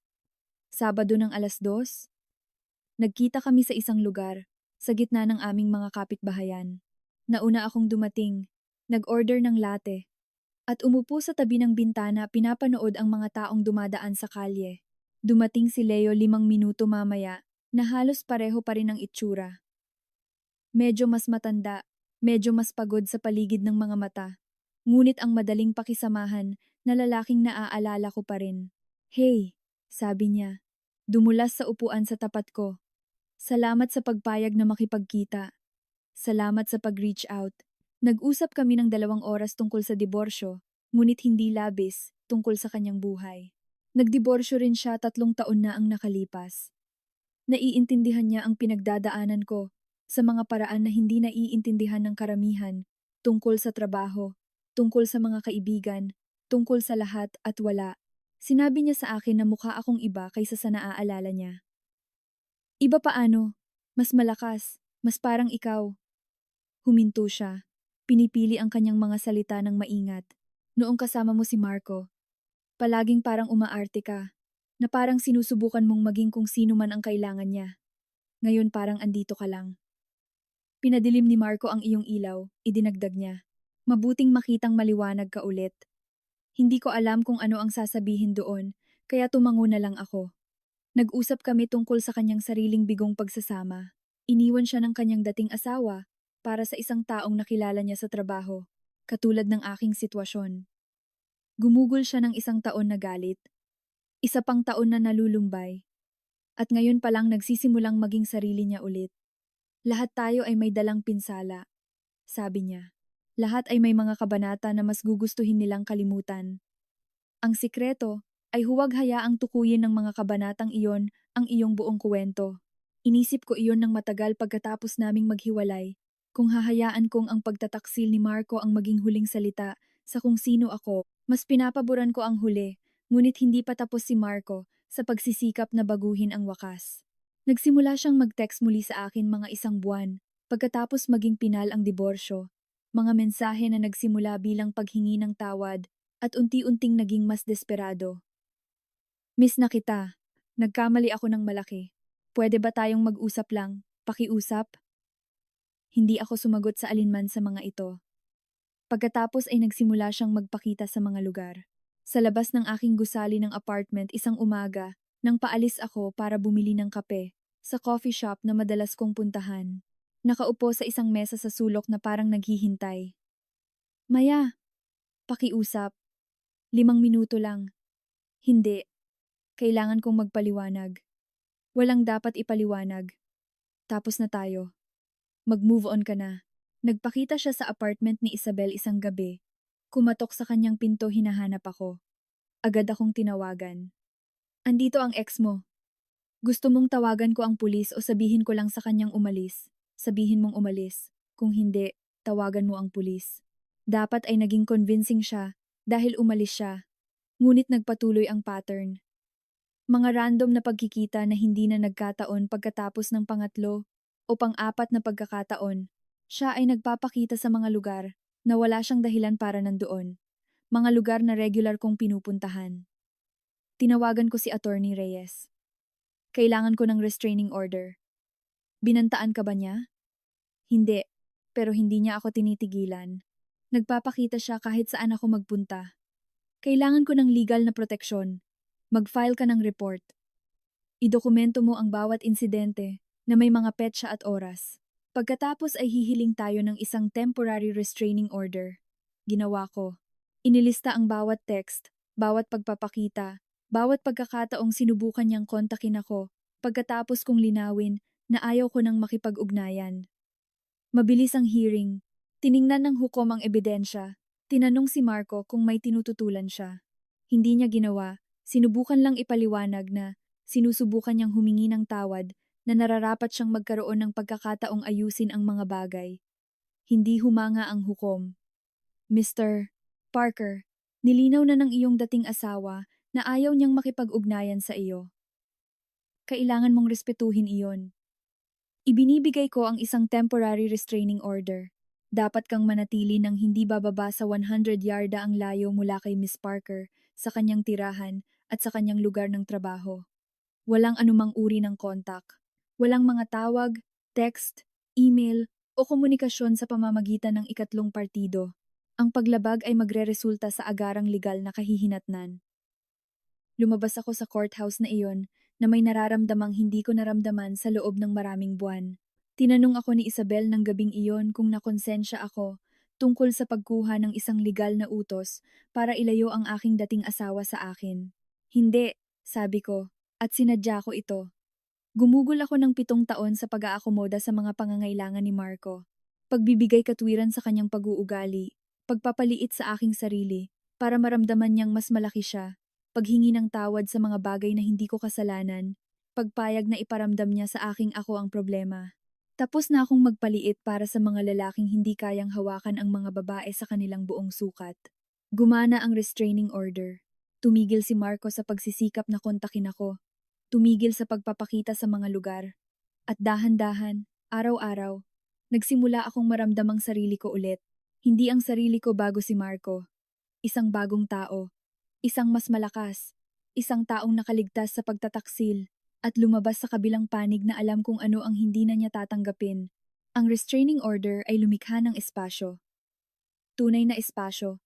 Hindi ang nakalalasong uri na nabuo namin ni Marco sa panahon ng aming pagsasama. Yung tipo kung saan kaya kong huminga ng hindi nag-iisip, kung kailan siya susunod na magpapakita. Kung saan kaya kong kumilos sa aking mga araw, nang hindi palaging tumitingin sa aking balikat. Ngunit ang espasyo lamang ay hindi nagpapagaling ng mga sugat. Binibigyan lang nito ng silid para umiral nang hindi lumalala. 4 na buwan pagkatapos maging pinal ang diborsyo, dumating si Isabel sa aking apartment na may dalang kape at isang determinadong ekspresyon na agad kong nakilala. Magte-therapy ka, anunsyo niya. Inilalagay ang kape sa harap ko. Okay lang ako. Gumagana ka. Hindi iyon pareho sa pagiging okay. Ate Isabel, gumawa na ako ng appointment para sa'yo. Dr. Sarah Chin. Huwebes ng 3:00. Siya ang pinuntahan ko pagkatapos ni Marcos. Magaling siya. Gusto kong makipagtalo. Gustong ipilit na nanahawakan ko ang lahat ng maayos. Nag-file ng diborsyo, nagtipon ng ebidensya, pinrotektahan ang sarili ko sa pinansyal, nakuha ang restraining order. Naging makatwiran ako. May kakayahan. Ngunit kilala ako ni Isabel ng husto. Ang pagiging makatwiran ay hindi nangangahulugang gumaling na, mahina niyang sabi, at nararapat kang gumaling, hindi lang mabuhay. Mga komportableng upuan, malambot na ilaw, isang kahon ng tissue sa gilid ng mesa na parang isang hamon. Si Dr. Chin ay nasa 50s, na may mabait na mga mata at isang ekspresyon na nagpapahiwatig na narinig na niya ang lahat at hindi magugulat sa anumang sasabihin ko. "Kumusta ka?" tanong niya, pagkatapos ng mga paunang pagbati. "Okay lang," automatiko kong sabi. Tiningnan niya lang ako, hindi tumutol, hindi nagpilit, naghintay lang sa katahimikan na humahaba ng humahaba hanggang sa hindi ko na kaya. Galit ako. Sa wakas ay pag-amin ko, pero hindi kay Marco.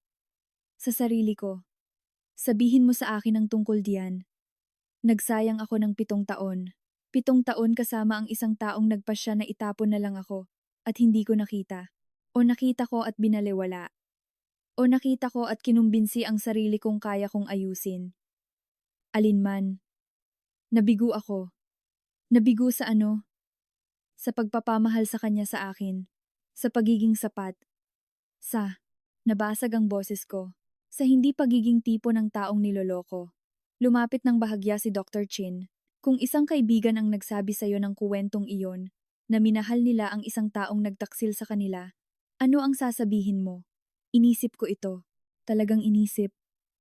Sasabihin ko sa kanila na hindi nila kasalanan, na hindi sila responsable sa mga pagpipilian ng iba.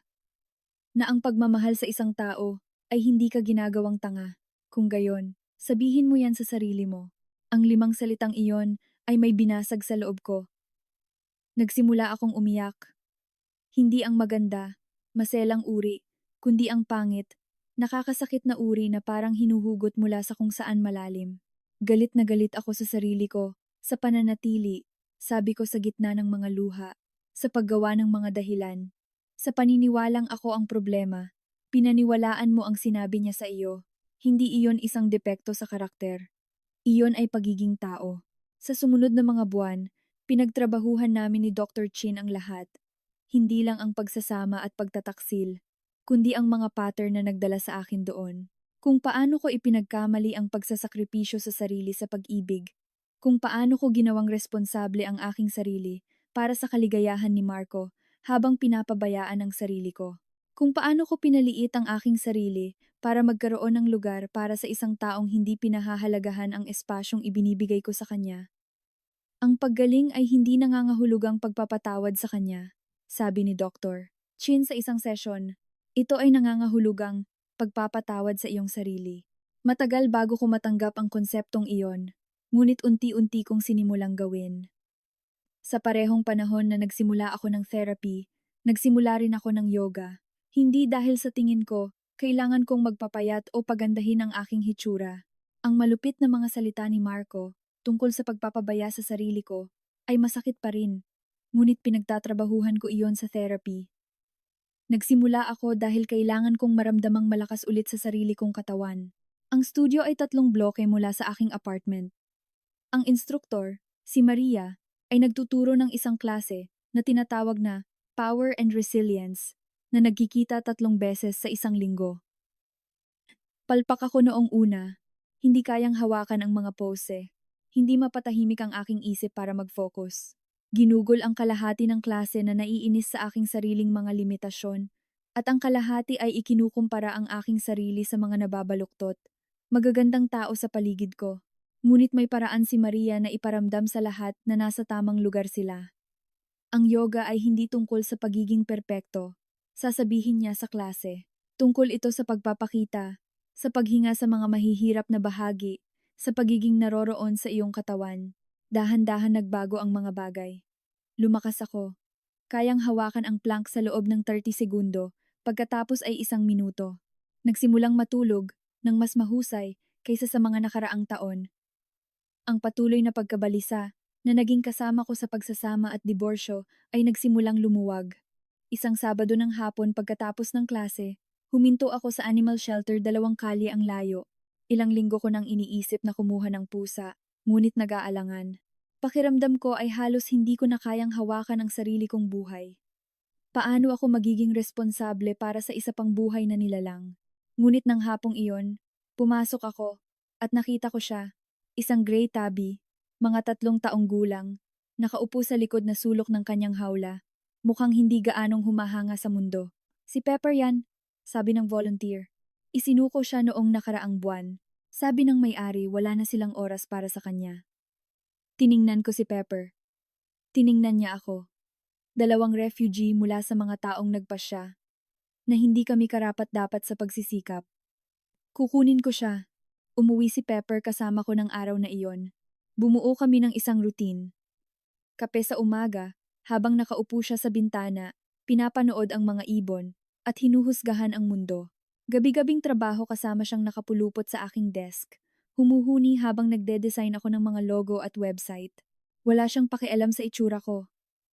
Wala siyang pakialam sa aking tagumpay o kabiguan. Gusto lang ng pagkain, init, at paminsan-minsang atensyon. Simpleng pangangailangan. Tapat na pangangailangan. Kaya kong ibigay iyon. 8 buwan pagkatapos maging pinal ang aking diborsyo, tinawagan ako ni Isabel na may balitang nagpasaya sa akin sa unang pagkakataon sa kung ano ang parang habambuhay. Engaged na ako. Ano? Sabihin mo sa akin ang lahat. 2 taon na silang nagde-date ni Marcus. Siya ang lahat ng hindi si Marco. Present, mabait, isang taong dumarating kapag sinabi niyang darating at hindi nagpaparamdam kay Isabel na baliw sa pag-aasam ng pangunahing respeto. Gusto kong ikaw ang maging maid of honor ko, sabi niya. Nag-alinlangan ako. Ang mga kasal ay parang asin sa mga sugat na naghihilom pa. Alam kong maaaring mahirap, patuloy ni Isabel, pero hindi ito tungkol sa iyong bigong pagsasama. Tungkol ito sa pagdiriwang ng sa akin at gusto kong nandoon ang kapatid ko. Tama siya. Itinuon ko ang aking sarili sa papel. Pinlano ang kanyang bachelorette party. Walang magulo, isang weekend lang sa isang spa, kasama ang kanyang mga malalapit na kaibigan. Tinulungan siyang pumili ng damit. Hinawakan ang kanyang kamay nang kabahan siya tungkol sa commitment, kung tama ba ang kanyang desisyon. Hindi si Marco, paalala ko sa kanya. Hindi ka ako. Ang pagsasama ninyo ay sa inyo, hindi isang ulit ng sa akin. Ang araw ng kasal ay maganda. Simpleng seremonya sa isang hardin, reception sa isang maliit na restaurant. Tumayo ako sa tabi ni Isabel bilang kanyang maid of honor at pinanood siyang ikasal sa isang taong tumitingin sa kanya na parang isinabit niya ang buwan. Sa panahon ng mga panata, umiyak ako. Hindi dahil sa kalungkutan tungkol sa sarili kong bigong pagsasama, kundi dahil sa pag-asa. Hindi gumana ang pag-ibig para sa akin at kay Marco, ngunit gumagana ito para kay Isabel at Marcos. Ibig sabihin, posible pa rin. Siguro hindi ngayon. Siguro hindi sa loob ng ilang panahon, ngunit posible. 1 taon pagkatapos ng diborsyo, hindi na ako ang parehong tao na tumayo sa kusina na iyon at narinig ang kanyang asawa na sabihing hindi niya kayang tingnan siya. Iba na ako, mas mabuti. Lumago ang aking design business nang higit sa anumang naisip ko sa panahon ng aking pagsasama. Kumuha ako ng isang part-time assistant, si Emma, isang bagong nagtapos sa design school na nagpapaalala sa akin ng sarili ko sa ganoong edad. Nagme-mentor ako ng 3 mas batang designer sa pamamagitan ng isang programa sa lokal na arts center. Lumipat ako sa isang 1-bedroom apartment sa isang mas magandang kapitbahayan, mas maliit kaysa sa lugar na ibinahagi ko kay Marco, ngunit ganap na akin. Ang mga pader ay puno ng sarili kong sining, mga piraso na nilikha ko sa nakaraang taon. Ang mga muwebles ay eksakto kung ano ang gusto ko. Walang kompromiso, walang negosasyon, walang pag-aakomoda sa mga kagustuhan ng iba. Minsan tinatanong ng mga tao kung anong nangyari sa aking pagsasama. Simple lang ang sinasabi ko. Nagkahiwalay kami ng landas. Ang mga taong mahalaga ay alam ang buong katotohanan. Ang mga hindi ay hindi kailangang bigyan ng paliwanag. Nakipag-date na ako ng ilang beses. Nagkape kami ni Leo ng ilang beses pa bago parehong sumang-ayon na mas mabuti kaming magkaibigan. May isang taga-yoga class na nagyaya sa akin. Nag-dinner kami ng 2 beses bago ko napagtanto na hindi pa ako handa sa anumang seryoso. Naintindihan niya. Karamihan, natututo akong maging masaya mag-isa, na hanapin ang kabuuan sa aking sarili sa halip na hanapin ito sa iba. Na bumuo ng isang buhay na akin sa aking mga termino, nang hindi nangangailangan ng pagpapatunay ng iba para maramdaman itong totoo. Sinira ni Marco ang aming pagsasama, ngunit hindi niya ako sinira. Kung mayroon man, hindi sinasadyang binigyan niya ako ng kalayaan na hindi ko alam na kailangan ko. Kalayaan mula sa pagsisikap na maging sapat para sa isang taong hindi kailanman makikita akong sapat. Kalayaan mula sa pagpapaliit sa aking sarili para magkaroon ng lugar para sa ego ng iba. Kalayaan na maging sarili ko lang, nang ganap at walang paghingi ng tawad. Ako ay 35 na ngayon, single, mas malakas kaysa dati, bumubuo ng isang buhay na ganap sa aking sariling mga termino. At sa totoo lang, hindi pa ako naging ganito kasaya. May mga umaga na nagigising ako sa aking apartment, sa aking espasyo, sa aking mga patakaran, sa aking kapayapaan, at tunay na nagpapasalamat. Hindi nagpapasalamat sa pagtataksil o sa sakit, ngunit nagpapasalamat sa kung ano ang dumating pagkatapos, sa kung sino ako nang tumigil akong subukang iligtas ang isang taong ayaw maligtas, at sinimulang iligtas ang aking sarili sa halip. Ginawa ni Marco ang kanyang pagpili, nang magpasya siyang itapon na lang ako. Ginawa ko ang akin nang magpasya akong hindi ako ganoon. At sa huli, umalis ako na may isang bagay na hindi niya kailanman magkakaroon. Ang kaalaman na kaya kong malampasan ang pinakamasamang magagawa sa akin ng isang tao at lumabas na mas malakas sa kabilang panig. Iyon ay mas mahalaga kaysa sa anumang pagsasama na nangangailangan sa aking maging mas mababa kaysa sa kung sino ako.